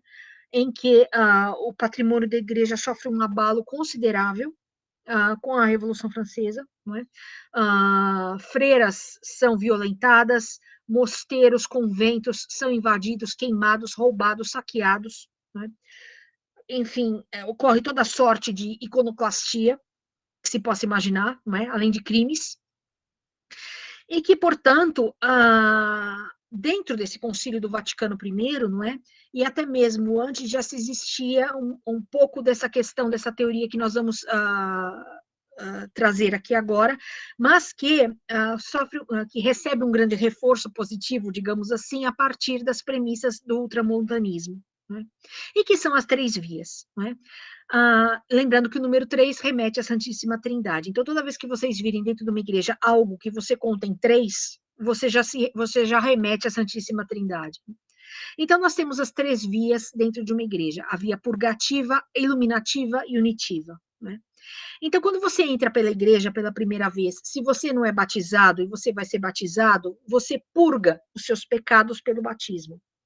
Se você já é batizado, você vai assistir uma missa, por exemplo, você vai se confessar, ou se você só vai entrar dentro da igreja para meditar, descansar, e você passa pela piazinha de água benta, não é? Localizada na entrada da igreja, no nártex da igreja, não é? Que é uma espécie de um hall de entrada, né, da igreja.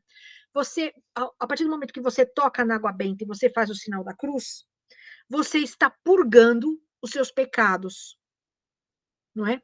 Ou seja, você passa pela via purgativa. Claro que essa via purgativa tem todo um cerimonial, né?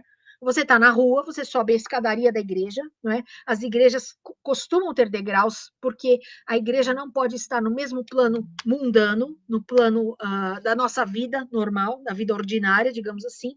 É um plano, é um campo do sagrado. Então você precisa dos degraus para galgar a esfera do sagrado. Aí você sobe os degraus, você passa pelo nártex, você se purifica na água benta, ou você é batizado na pia batismal, que ficava localizada no Concílio Vaticano I, na entrada da igreja, ou do lado direito ou do lado esquerdo. A partir desse momento que você se purga, não é? Que você faz vou usar um termo, você se descarrega, digamos assim, não é? Desse mal, dessa carga negativa, dos seus pecados, digamos assim, você senta na nave. Né? Então você entra, chega na nave, bom, tá na hora da missa, vou assistir a missa, não é? Então você faz o sinal da cruz com água benta, não é? Você senta na nave. Você senta na nave, vai começar a missa. O padre entra, então o fiel senta na nave, né, no banco da nave, para participar da missa, por exemplo. E a missa começa. A missa começa, o padre começa, portanto, a falar da palavra de Deus, lê trechos da Bíblia, tem as leituras, não é? A leitura do Evangelho, a leitura das epístolas, tem a homilia, tem todo o ritual da missa. Nesse momento, o fiel é iluminado pelas palavras do pároco, ou do padre, enfim, do bispo, do cura, seja lá quem estiver ministrando os sacramentos naquele momento. Então, a pessoa recebe a palavra de Deus e a pessoa é iluminada pela palavra de Deus. E ao ser iluminada pela palavra de Deus, ela entra na terceira via, porque ele se une a Deus, né? Então, ele se une a Deus como? Através da liturgia, da palavra da missa, através das imagens, através da música, enfim, pelo estímulo, não é, de todos os sentidos que são ali apresentados, não é, e fazem com que o fiel seja envolvido, não é? Isso claro, que é um conceito tridentino, não é? Da obra de arte total, enfim, desse mecanismo de persuasão, convencimento, etc. e tal. Mas nesse momento fecundo, portanto, o fiel se une a Deus. Então, ele entra na via unitiva e ele começa a fazer parte do reino de Deus. Né? Então, essa é a teoria das três vias. Ficou claro? Sim. Eu acho que ninguém mandou nada no chat, né? Nada? Nada. Tranquilo? Tudo bem. Certo. Então, nós vamos então, portanto, falar em questão dessa questão dessas 3 vias, não é, aplicadas à compreensão do que nós temos dentro dessa igreja, não é. Eu trouxe 2 fotos, uma foto do presbitério, não é, e uma foto da nave em direção à porta, não é. Ali em cima nós temos o coro com órgão de tubos que está em péssimo estado. Ele está sendo tocado parcialmente, muita parte dele é um órgão alemão, o órgão Valka. Ele está praticamente desmontado, não é? Ele funciona muito precariamente. Nós temos, portanto, o fiel entra então por uma porta única dessa igreja, não é? Ele chega no nártex ali, que tem 3 partes, né? Nós temos as portas do paravento, não é? E por ali, portanto, ele adentra a nave. Né? Nós temos um piso de mosaico, não é? Não é um piso de ladrilho hidráulico, é um piso de mosaico, não é? E um piso de um ladrilho cerâmico, mais para cá que eu acredito que tenha havido alguma reforma nesse piso. Não saberia dizer, mas eu suspeito que tenha havido alguma reforma. Mas a questão é que quando o fiel entra, não é, e vem andando por essa nave, não é, ele passa pela via purgativa, não é, para chegar para a via iluminativa. O que acontece é que ele passa por uma espécie de um túnel rebaixado, não é? Como vocês veem, esse arco bastante rebaixado ali causa uma sensação até um pouco de claustrofobia, não é? Eu não tenho claustrofobia, mas eu senti uma certa opressão com esse teto muito rebaixado ali, não é? É claro que é muito mais alto do que eu tenho 1,60 m, não é? Mas ele tem uma espécie de uma tampa, não é? Isso, claro, que não é só uma questão, uma mera questão arquitetônica, uma mera questão de uma questão arquitetônica, digamos assim, não é? Não, claro que isso tem muito a ver a questão do caminho, daquilo que o Evangelho de São Mateus propõe, que é o caminho que é, portanto, o caminho largo, né, e o caminho estreito, não é? São Mateus diz que, o Evangelho diz que o caminho largo, não é?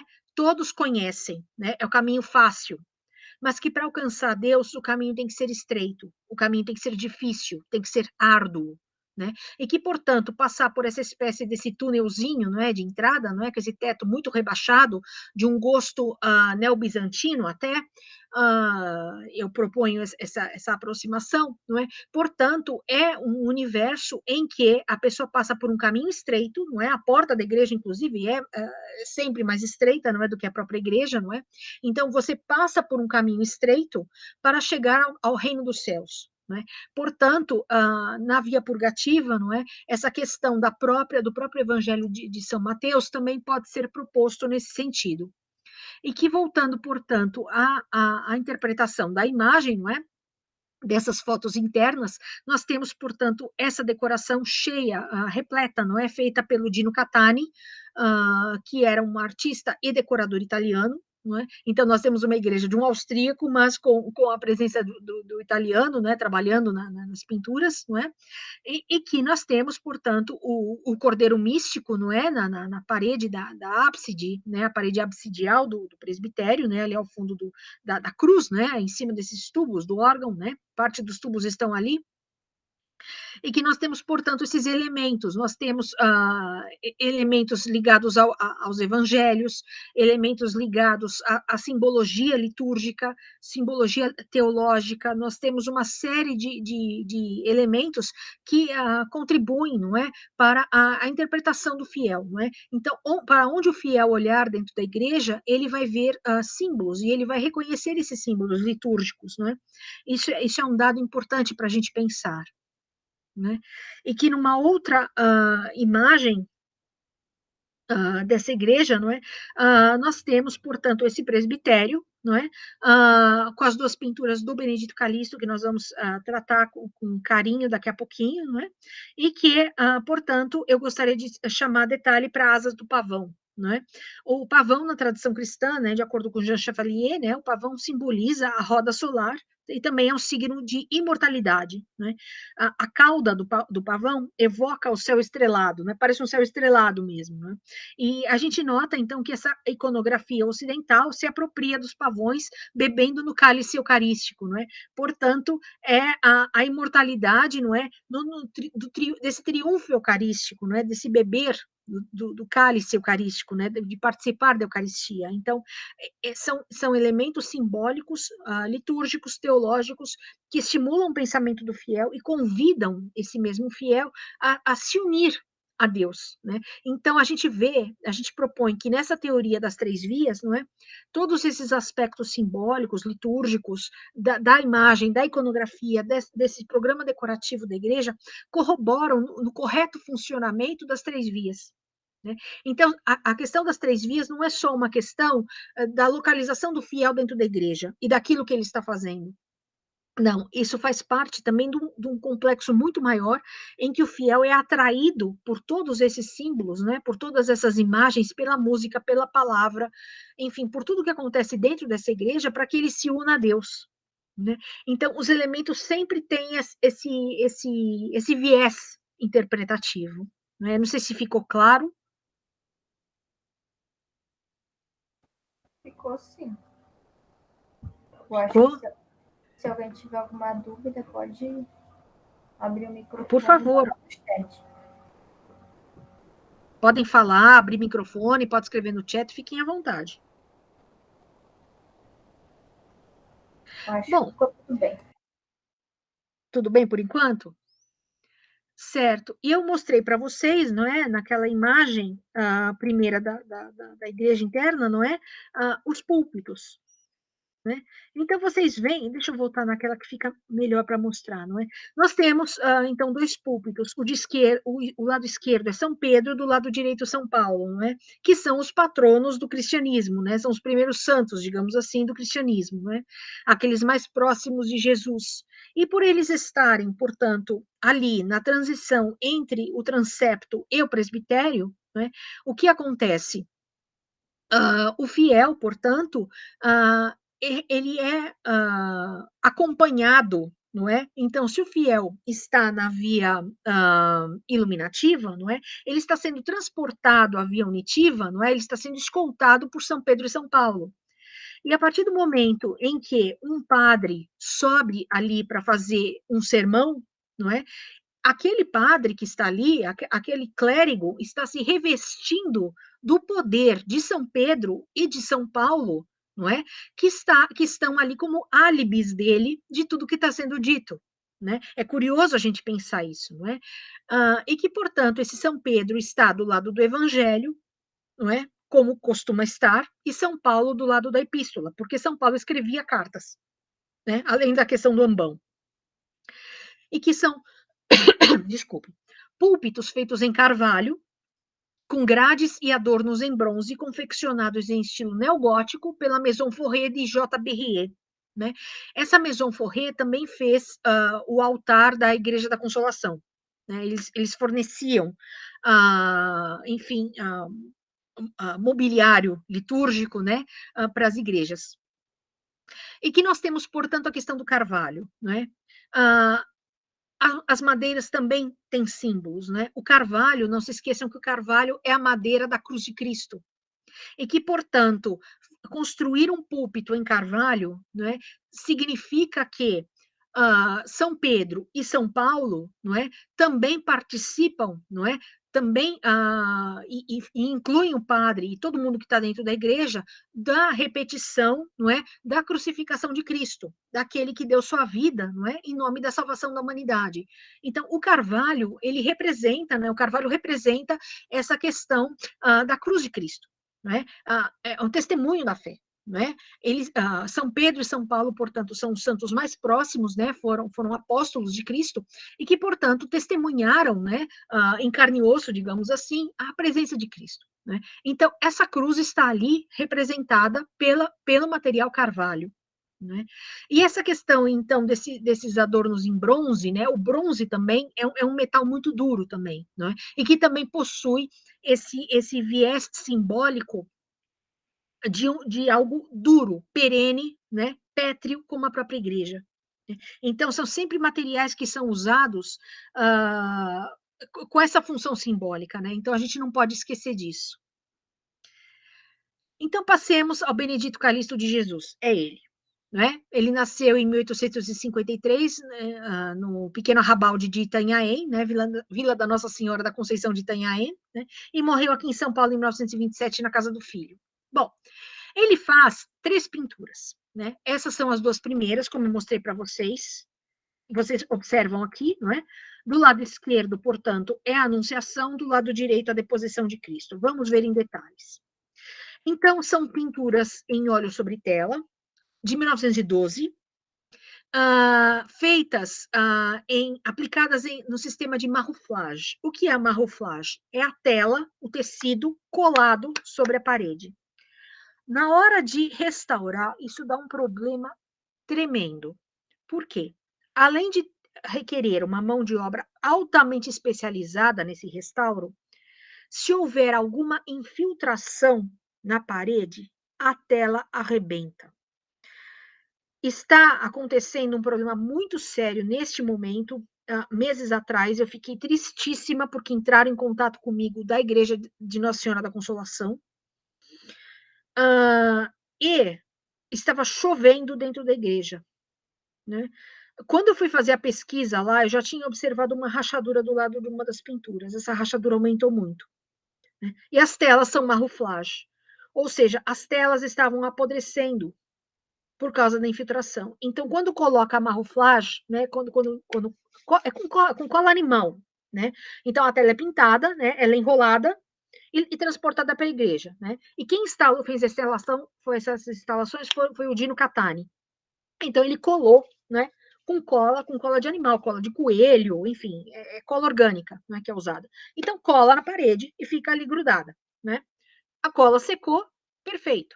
Só que se houver uma má conservação ou se acontecer alguma desgraça, enfim, de um temporal tão violento como tem acontecido, né, no país, não é? Esses temporais que arrasam tudo, e penetrar água, estraga, né? Então, esse é um problema. Então, voltando para a questão das pinturas do Benedito Calixto, né? São telas imensas, de 2,30 m por 4,10 m de altura, então são gigantescas, elas são instaladas a bem mais de 2 metros de altura do nível do solo. Travou aqui? Então, vocês veem a altura que isso é instalado, não é? Quando estive ali, eu fiquei me sentindo uma formiguinha perto do tamanho dessa parede, não é? Então, ela está instalada, assim, a altura, acho que bem mais, talvez até mais de 3 metros de altura do chão, não é? Então, o que dificulta, inclusive, para fotografar, não é? Ah, nós temos, portanto, o Calixto pintando essas 2 telas. Vocês observem que na tela da esquerda, a tela é dividida em 3 partes. Na parte das árvores, vocês veem uma linha horizontal. E um pouco para baixo do joelho de Nossa Senhora, nós temos ali na região das flores, mais uma linha. São 3 telas, né, que o Calixto pintou, que foram coladas juntas. A mesma coisa acontece na deposição, não é? Nós temos ali na região da cruz, nós temos uma primeira linha horizontal, não é? Na região ali daquela figura de manto negro, também temos uma segunda linha, não é? E nós temos a parte de baixo da pintura, enfim, com as figuras. Então, por quê? Porque não existia largura de tela suficiente. Quem pinta sabe disso. Quando vai comprar tecido para pintar, ela tem a largura dela. Né? Então, se você quiser fazer uma tela muito maior, você tem que dar um jeito, você tem que dar um jeito de emendar uma na outra, seja por costura, não é? Ou seja por cola mesmo, não é? Nesse caso, elas foram coladas. Então, portanto, e um pequeno adendo em relação ao Calixto, né? O Calixto teve um problema sério em relação a essas pinturas, porque bom, foi o Dino Catani que instalou, né? Havia essa tradição. O que aconteceu foi o seguinte: o Calixto teve 3 filhos, né? Ele era casado com a prima dele e teve 3 filhos. Né? O filho dele, ele teve um menino e 2 meninas. O filho, o Cisenando, não é? Que foi onde o Calixto morreu, foi na casa desse filho, não é? O Cisenando era arquiteto prático e ele trabalhava direto com o pai. Né? Então, houve um problema muito sério que quando essa igreja ficou pronta, não é? E quando foi feita a encomenda das pinturas, as pinturas não iam caber nos nichos a que estavam destinadas. Então, houve toda uma discussão, né, na época, entre o Calixto, o Cisenando, não é, o padre da igreja e o próprio Dino Catani, para que uma reforma fosse feita nas paredes, para que as pinturas coubessem, né, e conseguiu. Não é? Tanto é que as pinturas estão aí. Então, do lado esquerdo, nós temos a Anunciação e do lado direito, portanto, a deposição da cruz. Isso do ponto de vista do fiel, porque do ponto de vista do pároco, não é? Do lado direito dele está, se ele estiver virado para os fiéis durante a missa, não é? No culto que não seja no culto tridentino, não é? Que rezava de frente para o altar, não é de costas para o fiel, mas é de frente para o altar, de frente para Deus, que as missas eram em latim, então, portanto, a anunciação ficava, então, do lado direito do padre, não é? E a deposição do lado esquerdo. Nós vamos ver por que em detalhes isso tudo. Bom, a primeira pintura, não é? É uma pintura, portanto, localizada, não é? No lado do Evangelho, não é? Que fica a leste do oficiante da missa, daquele que reza a missa. Por quê? Porque o sol nasce a leste, não é? Essa questão desse leste, não é? Do sol que nasce a leste, do Cristo, não é? Que nasceu em Belém, aquela coisa toda do Oriente, não é? Dessa mitologia desse Oriente, não é? Isso tudo está presente nessa pintura. Então, é uma pintura que também dialoga com o pré-rafaelismo inglês e que evoca pinturas sem nenhum exagero, como as de John Everett Millais, né? E ao fundo, não é, nós temos elementos simbólicos, não é? Não são árvores quaisquer, não é? Ao fundo nós temos essas árvores mais altas, essas coníferas que são ciprestes, e essa árvore mais rechonchuda, não é? É a acácia, não é? A acácia, não é? O cipreste, além de ser árvore da morte, também é árvore da vida, não é? Então existe essa dupla chave, assim como a acácia, que é uma árvore típica do Extremo Oriente, e que significa imortalidade, ressurreição e morte, não é? A, a acácia, né, do tronco espinhudo dela, dizem, não é, que a coroa de espinhos foi feita dos espinhos de uma acácia, não é, que Cristo recebeu na cabeça. Portanto, essa pintura, não é, além de prefigurar a natividade do anjo vir anunciar, não é? Bendita sois vós entre as mulheres, não é? Em que a Nossa Senhora descobre que vai ser mãe do Filho de Deus, não é? O anjo que vem, então, voando, não é? Ele vem em cima de uma fumacinha, não é? Nessa tradição diotesca, né? Dos anjos que brotam das fumacinhas das nuvens, não é? Como na capela dele Scrovegni, né? Em Pádua, né? Então a gente tem esse anjo, né? Que traz o ramo de lírios na mão, não é? O símbolo da virgindade, da pureza, não é? Ele aponta, né? Com esse gesto sinalético, né? Da mão esquerda, ele aponta para a pomba do Espírito Santo, né? O Santíssimo, né? No alto, não é? A Santíssima Trindade, e com a mão direita, portanto, ele entrega esse ramo de lírios, não é, para a Virgem, né? E eles não podem coexistir no mesmo espaço físico, né? Lanço aqui uma homenagem ao professor Luiz Casimiro, lá de Portugal, não é, que fala justamente dessa quarta perspectiva, não é, que é essa perspectiva dessa iconografia geométrica, não é, dessa iconologia geométrica, né? Ele propôs uma quarta categoria para o Panofsky, né? Que diz justamente dessa questão, dessa geometria, não é? E o Calixto é tributário, portanto, dessa tradição, não é? De uma tradição renascentista, não é? Vista com os olhos do pré-rafaelismo inglês, no qual o anjo, não é? Jamais pode, ele está flutuando, não é? Ele não pertence ao mundo terreno, né? É isso que está sendo mostrado aqui, né? E que, portanto, dentro desse ambiente muito rústico, né, da oficina da carpintaria do São José, né, nós vemos, enfim, os instrumentos de trabalho do São José, que não está presente, não é? Ele está dormindo, não é? Quando a Virgem recebe, portanto, o anúncio da gravidez, não é? De Cristo, e que São José está dormindo, portanto, nesse momento, ele está em sono profundo, e que a Virgem, portanto, estava ali fazendo sua leitura, enfim, fazendo o seu crochê, o seu tricô, enfim, estava ali tecendo, e que o anjo interrompe, e que, portanto, ela se prostra de joelhos e aceita o seu destino, né, com a mão no peito, né? Ela mostra muito bem isso, e que, portanto, é uma tradição que traz esses elementos todos simbólicos dessa perspectiva dessa imagem. Então, vejamos, portanto, eu até brinco, né, que do lado externo da pintura do Calixto é o que está acontecendo do lado de cá, não é? E que seria uma continuação, né, anos depois, com John Everett Millais, né, que é esse artista inglês do pré-rafaelismo, né, que a Nossa Senhora está ali de joelhos já dando um beijo no rosto do filho, né, o menino já está crescidinho ali, né, dentro desse universo da carpintaria. Não é? E que, portanto, é uma pintura desse pré-rafaelismo, né? O pré-rafaelismo é justamente aquele resgate, não é?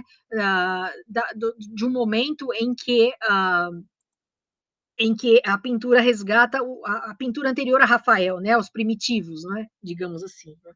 É isso que está sendo apresentado. E que, portanto, do lado oeste, não é, onde o Sol morre, não é, nós temos, portanto, no lado da epístola, contra a parede da Capela do Santíssimo, isso é um dado importante para pensarmos, porque é uma questão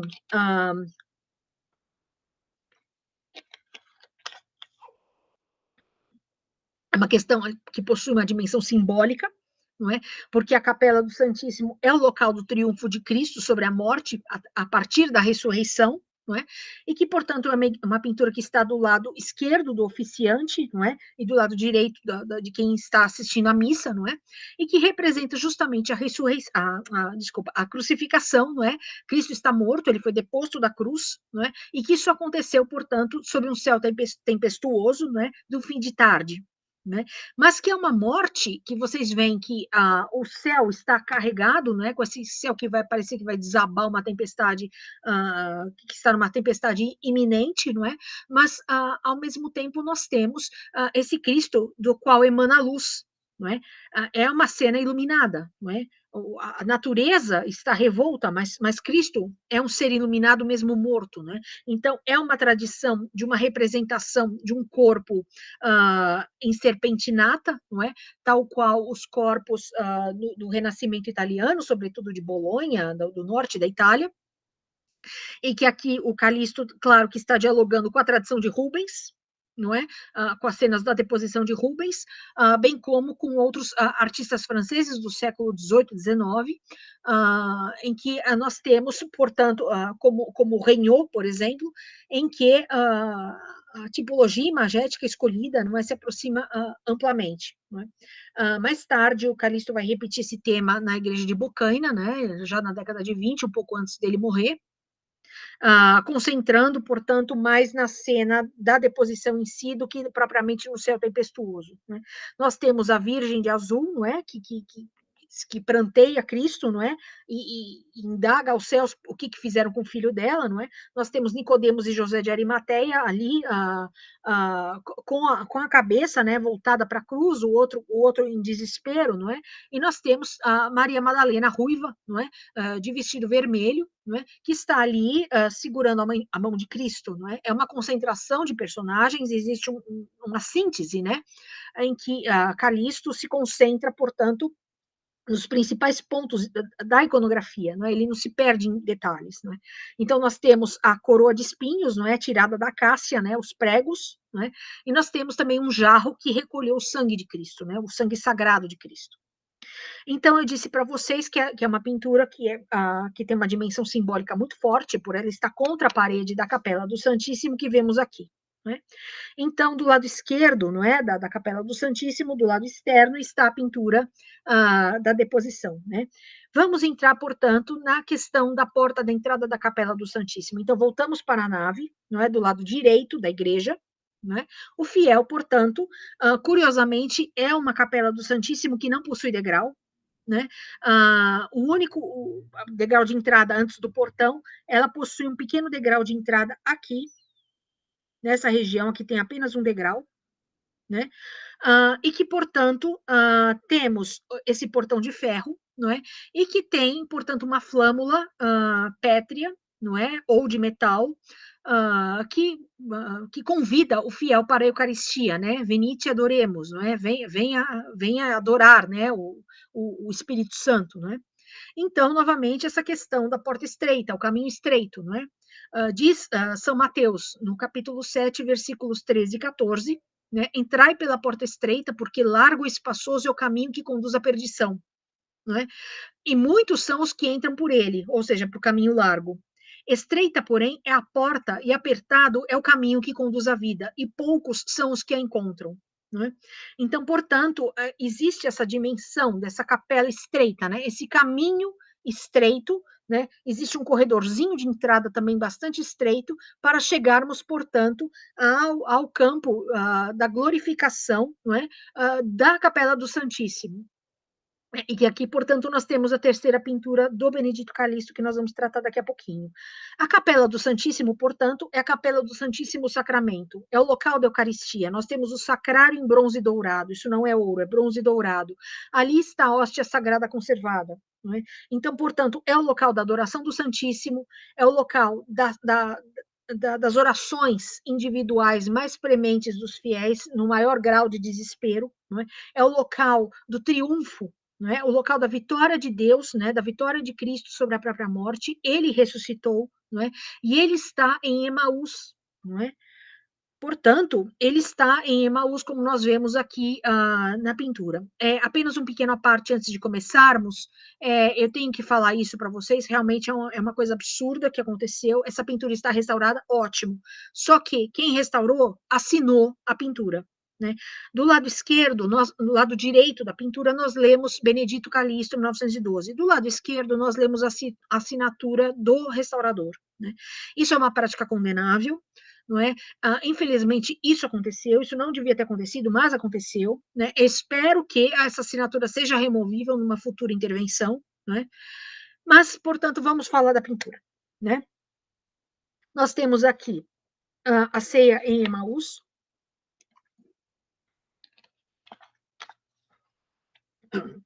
Portanto, Cristo é preso, é capturado, torturado, não é? Espoliado, morto, não é? Crucificado. Seu corpo é deposto da cruz, enterrado. No terceiro dia, portanto, como diz o credo de Nicéia de 325, no terceiro dia ele ressuscita e ascende aos céus e está sentado ao lado direito de Deus Pai, de onde há de vir a julgar os vivos e os mortos. Não é? Assim diz o credo de Nicéia que rezamos. Então, a ceia em Emaús. Né? Então, o que acontece a partir do momento desse terceiro dia? Né? Cristo surge, não é? Espiritualmente, o seu espírito surge em Emaús. Né? E ele é, portanto, recebido por seus apóstolos, que não o reconhecem. Né? Eles não o reconhecem. A partir do momento em que ele é levado, não é, para comer na casa desses apóstolos, não é, porque ele surge ali como um ser humano, um forasteiro que aparece, e eles não o reconhecem, e levam para a sua casa, não é? Cristo, portanto, repete a ação da fração do pão, não é? Que é o ato da última ceia, não é? Em que ele reparte pão e vinho. No que ele reparte o pão e o vinho, né, os apóstolos o reconhecem e se jogam de joelhos ao chão. Não é? Só que é uma articulação imagética em que Cristo, não é, surge como uma coluna. Não é? Se você não olhar para a cabeça da figura, olhar só para a veste, você vai ver uma coluna grega, não é? Com fuste canelado, não é? É uma coisa bastante interessante essa aproximação imagética com a coluna grega, não é? Ao mesmo tempo, é uma cena que ocorre dentro de um palácio, não é? Ela não ocorre dentro de uma choupana, de uma casa simples, de um apóstolo, não é? Mas sim dentro de um ambiente palaciano, não é? Sem nenhum exagero, a gente pode propor até uma aproximação com as casas de Pompeia, por que não, né, no sul da Itália, né, com essas pinturas, né, esse piso, não é? Enfim, é uma pintura que como é que chama? É uma pintura que ocorre, que acontece, né, de uma cena que acontece dentro de um ambiente palaciano, né, e que esse corpo de Cristo, como uma coluna canelada, né, também se repete e reverbera nas duas colunas que estão ali no topo desse muro, né, dessa parede ali atrás, não é, que também são colunas caneladas, não é? É uma cena que se abre para um jardim ao fundo e que novamente nós vemos uma acácia verdejante, não é? Está brotando, não é? Se na Anunciação, não é? A acácia já está plena, repleta, toda verdinha, né? A copa está toda repleta de folhas, não é? Aqui ela está se refazendo, não é? Justamente é o diálogo do símbolo da imortalidade, não é? De Cristo, não é? Por uma árvore, não é? Que é quase, como diz o Jean Chevalier, quase imputrescível, ou seja, que quase não apodrece, não é? Que possui terríveis espinhos e flores, cor de leite e sangue, não é? Simbolizando o renascimento e a imortalidade, também o sangue de Cristo, não é? E vincula-se, portanto, ao elemento divino nesse aspecto solar e triunfante. Portanto, Cristo ressuscitou, não é? As árvores estão se refazendo, estão florescendo, não é? Estão se renovando. Essa é a ressurreição, né? Ou seja, esse milagre aconteceu. Né? Nós vemos, portanto, esses apóstolos que se jogam, né, diante desse Cristo, né, que faz a fração do pão. Nós temos a figura de uma servente que vem trazendo uma bandeja, né, com mais vinho, enfim, com alimentos. É a filha do Calisto que está ali representada, a Fantina. Ela é modelo do pai para muitas obras, não é? Nós temos nós vamos ver a Fantina bastante amanhã, né, na igreja de Santa Cecília, né, ela participa do ciclo iconográfico. Enfim, tem todo esse lado quase que anedótico, né, da pintura do Calixto, né? Isso é muito divertido da gente ver. E que todas as pinturas do Calixto, portanto, tanto na Anunciação, né, vocês veem essa perspectiva que sobe, né? São pinturas que são feitas para serem vistas muito do alto, né? Não são pinturas de museu, são pinturas de igrejas. Estamos falando de acervo eclesiástico e que, portanto, a perspectiva do Calixto, né, nessas pinturas, sempre muito silenciosas e sem ruídos, né, são sempre uma perspectiva que sobe, né? Isso acontece na deposição também, né? E acontece aqui também na Capela do Santíssimo, né? Na CI Emaús. Né? E esse elemento divino, né, desse Cristo, esse manto branco da pureza, não é, dessa luz, não é, e esse nimbo, né, esse nimbo de raios luminosos muito bonito que tem na cabeça de Cristo.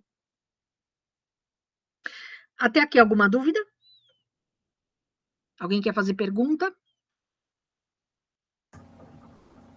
Até agora não. Tudo tranquilo?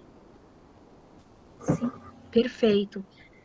Então, vamos sair da Capela do Santíssimo e vamos voltar para a nave da igreja para falar de mais um outro artista que é praticamente desconhecido, é um artista francês, esplêndido, que possui uma produção gigantesca.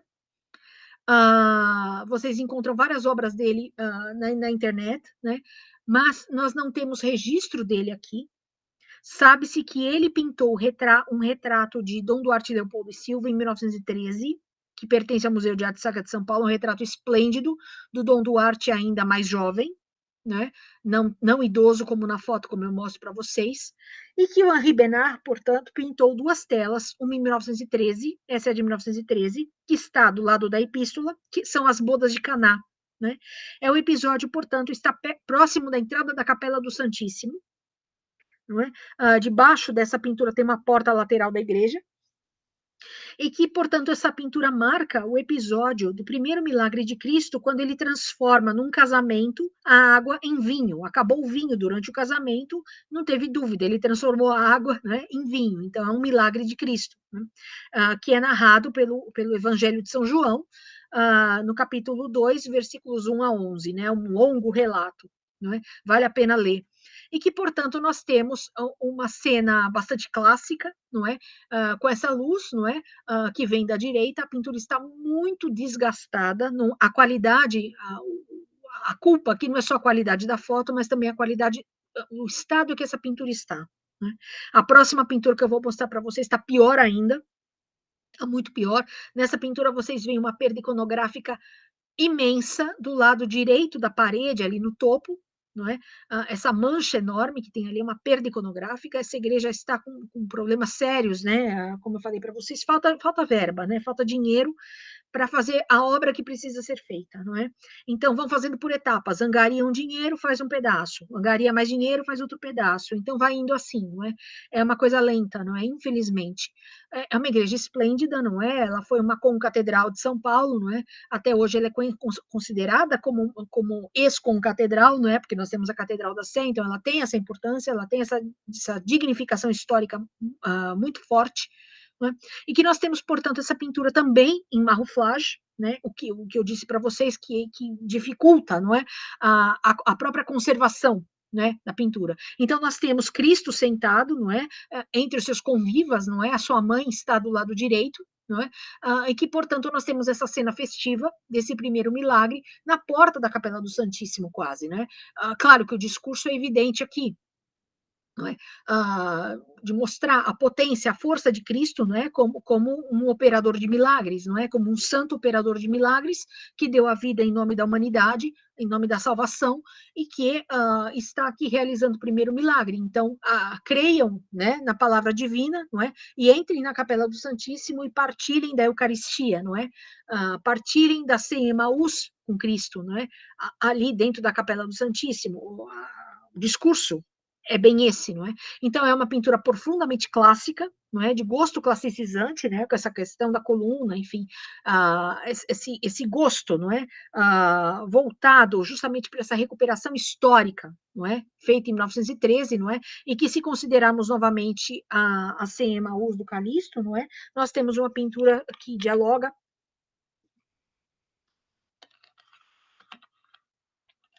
amplamente nesse caso, desculpe, com a pintura nazarena, não é? Que é um grupo de artistas alemães que se reuniu, enfim, eles se vestiam como Jesus, né? Usavam túnicas, eram barbudos, eles viviam como, queriam viver como Jesus, não é?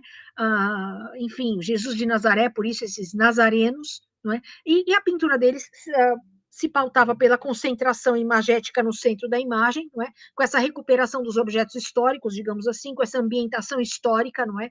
Com a representação de uma recuperação arqueológica, digamos assim, claro que de uma maneira fake, mas a partir de ilustrações bíblicas, de ilustrações, de imagens que circulavam, de reproduções em gravuras, de desenhos, enfim, de todo um estudo feito desses artistas primitivos, não é? Flamengos e germânicos também, por que não? Mas dessa recuperação desse pré-renascimento, digamos assim, né, desse momento tardo medieval, em que esse neomedievalismo, portanto, é criado, não é? E é transportado e ganha a roupagem do Benedito Calixto aqui em São Paulo. Né? Então, a pintura do Henri Bernard também partilha desse universo, né? Ele é um artista francês, como eu falei para vocês, não é? Eu não sei como ele veio para o Brasil, por que ele veio para o Brasil, enfim, quanto tempo ele ficou aqui, quanto tempo ele morou aqui. É uma lacuna, não é? Quando eu penso no Henri Bernard, eu me deparo assim com um universo, assim, um grande ponto de interrogação, né? É um artista esplêndido, não é? Que tem uma qualidade imensa. Se ele fosse um artista péssimo, o Dom Duarte não teria o seu retrato pintado por ele, não é? Ou seja, é um artista assim maravilhoso, não é? Mas do qual não se sabe nada. Não é? A gente encontra várias obras dele na internet. Ele pintava retratos, ele fazia pintura histórica, ele fazia flores, ele pintava qualquer coisa, não é? Ele era um artista múltiplo, de múltiplos talentos na sua produção, né? Mas do qual nada se sabe. Do lado oposto, do lado do evangelho, então vocês veem todas essas manchas brancas na pintura, não é? Essa adoração dos três reis magos, não é? De 1923, portanto, ele está aqui em 1913 e também está em 1923, não é? Portanto, não se sabe se essas pinturas foram feitas aqui no Brasil, se essas pinturas foram feitas fora e mandadas para cá, né? Então, tudo que eu disser a respeito deles são hipóteses, né? São pinturas assinadas com data, não é? E nós temos, portanto, essa recuperação desse tema, não é? Da adoração dos reis magos, não é? Com essas roupas de época, digamos assim, não é? Com esse ambiente exótico, né? Essa pintura orientalista, não é? De gosto orientalista, dentro de uma igreja revivalista em São Paulo, não é? Da década de 20, né? Então, nós temos isso acontecendo, né, essa recuperação quase que de uma pintura quase que romântica, não é? Acontecendo na década de 20, do século 20, não é? Então, são pontos para serem pensados, não é? Então, por fim, eu gostaria de tratar, portanto, de 3 vitrais da igreja, não é? Que são o conjunto da Sagrada Família, né? Os vitrais são o vitral de São José, o vitral de Nossa Senhora e o vitral de Jesus. Então, eu chamo de conjunto da Sagrada Família. São vitrais oriundos de Veneza, não é? Eles foram encomendados, feitos em Veneza, trazidos para cá e montados aqui. Não é? Vocês veem uma rachadura gigante no topo dessa rosácea, não é? Isso é um problema estrutural sério, não é? Isso é perigoso porque o vidro é algo frágil, essa movimentação na parede pode estourar o vidro, não é? E pode fazer com que o vidro se despenque tanto para dentro quanto para fora da igreja, causando um acidente grave, não é? Esse vitral, portanto, está acima da pintura dos Reis Magos, é esse vitral que vocês veem, não é? E que, portanto, ele traz essa pintura, essa questão da representação, não é? Do São José, não é? Com os lírios da pureza, não é? Com a mão no peito, não é? E que traz, portanto, a questão do número 8, não é? Por volta, são 8 pétalas. Essas 8 pétalas estão associadas, o número 8 está associado à ressurreição de Cristo e ao infinito, não é? A eterna renovação, não é? E que, portanto, cada um desses cloisons, né, são quase como aquelas pedras medievais, aqueles cabochons, né, que são pedras que não têm uma lapidação moderna. Não é? Quando você olha, por exemplo, um diamante, por exemplo, sei lá, um rubi, sei lá, a pedra preciosa que for, e ela é toda polida, não é? Esse é um polimento moderno, não é? Na Idade Média, né, a pedra não tinha quase polimento nenhum, então era uma bola redonda quase, né? Então esse é o cabochon, né? Nós temos, portanto, a representação, portanto, dessas flores por volta, não é? Desses elementos religiosos, de flores, de plantas, não é? Acontecendo por volta, não é? Desse medalhão central da cabeça de São José. Né? Então, como que um vitral policrômico é feito, né? Só um pequeno adendo, né? É o vidro colorido, né? Que é recortado, né? E ele é encaixado, preso dentro das igrejas góticas. Ele é feito, portanto, cada pedacinho de vidro é preso por uma estrutura de chumbo. Né? Quando a Catedral de Notre-Dame pegou fogo, naquela coisa horrorosa que aconteceu, esse chumbo derreteu. Esse chumbo derreteu, contaminou o ar, contaminou a água, contaminou e danificou muito, não é, a estrutura da igreja. Não é? O calcário da igreja foi muito danificado, não só pelas altas temperaturas e pela água do combate às chamas, como também pelo dano do chumbo. Né? Aqui eu não sei dizer se eles são presos com chumbo ou com ferro, certo? Mas o princípio é o mesmo. Então, nós temos essa estrutura de ferro. Então, cada pedacinho de vidro colorido que é preso, né, por essa moldura de ferro, né, essa moldura de ferro tem um nome francês chamado cloison, né?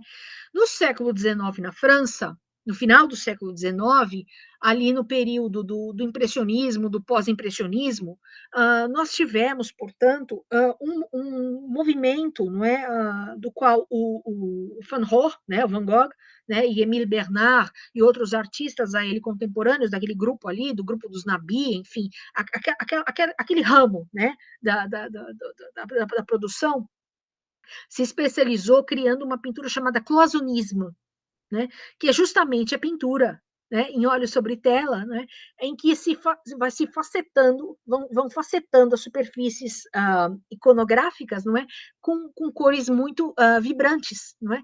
Isso é uma pintura neomedieval, né, se a gente for parar para pensar, né? Então existe essa aproximação muito forte, não é, dessa vertente do vitral gótico, não é, como isso é reapropriado pelo vitral neogótico e também pelo cloisonnismo, né, que é esse movimento que surge dentro dessa pintura do neoimpressionismo, não é, do final do século XIX. Então, são pontos para serem pensados, além da Igreja de Santa Efigênia. Né?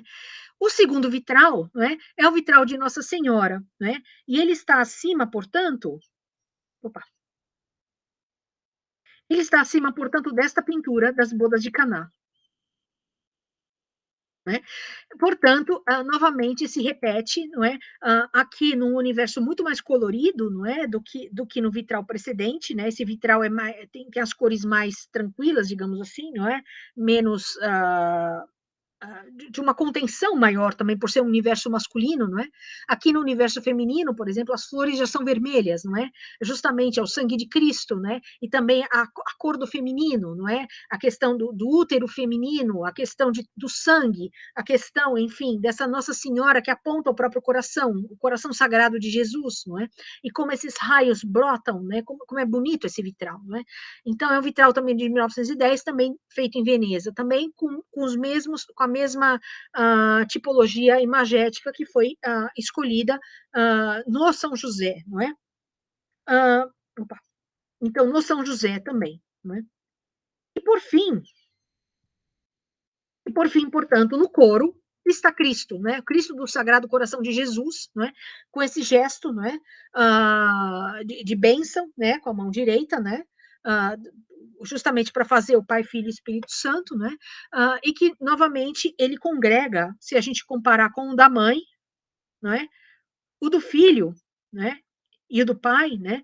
O do filho, portanto, se aproxima muito mais com a decoração, não é, do entorno dos vitrais da mãe do que do pai, né? Embora tenha elementos também do vitral paterno, né?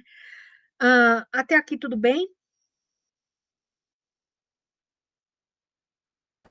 Tudo bem.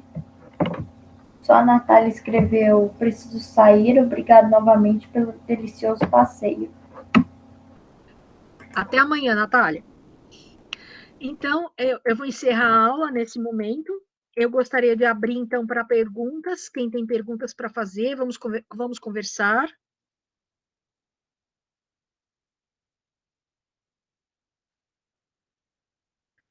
Alguém tem dúvidas? Alguém quer Oi. falar alguma coisa? Oi. Dá para me ouvir? Oi, Ellen. Pode Oi. falar. Eu estou com Sim, uma ouvindo e dúvida. vendo. Você falou do Sim, Mosteiro de São Bento e Nossa Senhora da Assunção, e a Catedral da Sé sim. também. Tem algum motivo histórico por as duas serem Nossa Senhora da Assunção? Questões de devoção. Obrigada. Nada. Eu fiquei Alguém quer com, fazer alguma pergunta? eu Oi, fiquei com pode uma falar. curiosidade. Diga. Quando você mostrou o triângulo, né, das igrejas do centro, quase todas elas foram reformadas, né, reconstruídas, na verdade. E eu fiquei com dúvida, fiquei curiosa para saber por que só as de São Francisco, né, não foram, porque elas se salvaram. Foi uma questão que não deu tempo, ou a questão das próprias ordens franciscanas não. A questão das ordens franciscanas, não é? Houve uma espécie de um rebu, não é? Na hora que começaram a demolir as coisas para serem refeitas, não é? Os franciscanos, obviamente, falaram que não é? E que, portanto, foram igrejas poupadas. Claro que elas passaram por reformas ao longo dos séculos, né? É natural que isso acontecesse, não é? Enfim, pinturas sendo refeitas, retábulos sendo refeitos, não é? A própria igreja da Ordem Terceira, não é? Ela surgiu primeiro como uma capelinha. Então, quando você olha o transepto, aquela era a capela original. Depois, numa reforma, ela foi estendida, foi criada a nave e o transepto. Então, é muito curioso quando você entra nela, você vê as camadas, não é, das construções de acordo com os séculos. Então, você vê retábulos diferentes, de um gosto de um lado, depois, no século seguinte, já é outro tipo de retábulo. Então é uma aula riquíssima de história da arte. Né? Então, essa questão daquilo que é poupado, daquilo que é demolido, né, é claro que existe uma resistência por parte das ordens, né?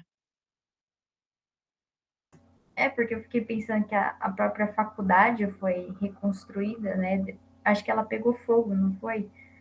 E aí Um aluno reconstruída. tacou fogo. Então, e aí foi reconstruída naquele estilo clássico também, né? Com Sim. aquelas arcadas lá no meio. Uhum. E aí, uma parte que eu já vi do mosteiro atrás, né? De São Francisco, ele também foi reformado, né? Também tem elementos. Passou por reformas, passou. Passou, tanto é que o retábulo do altar dessa igreja de São Francisco, né, porque o aluno tacou fogo lá, veio da Baviera. Né, o que tem lá é da Baviera. Né, é maravilhoso aquilo. Veio da Baviera. Obrigada. Nada. Quem quer fazer pergunta? Quem está com dúvida?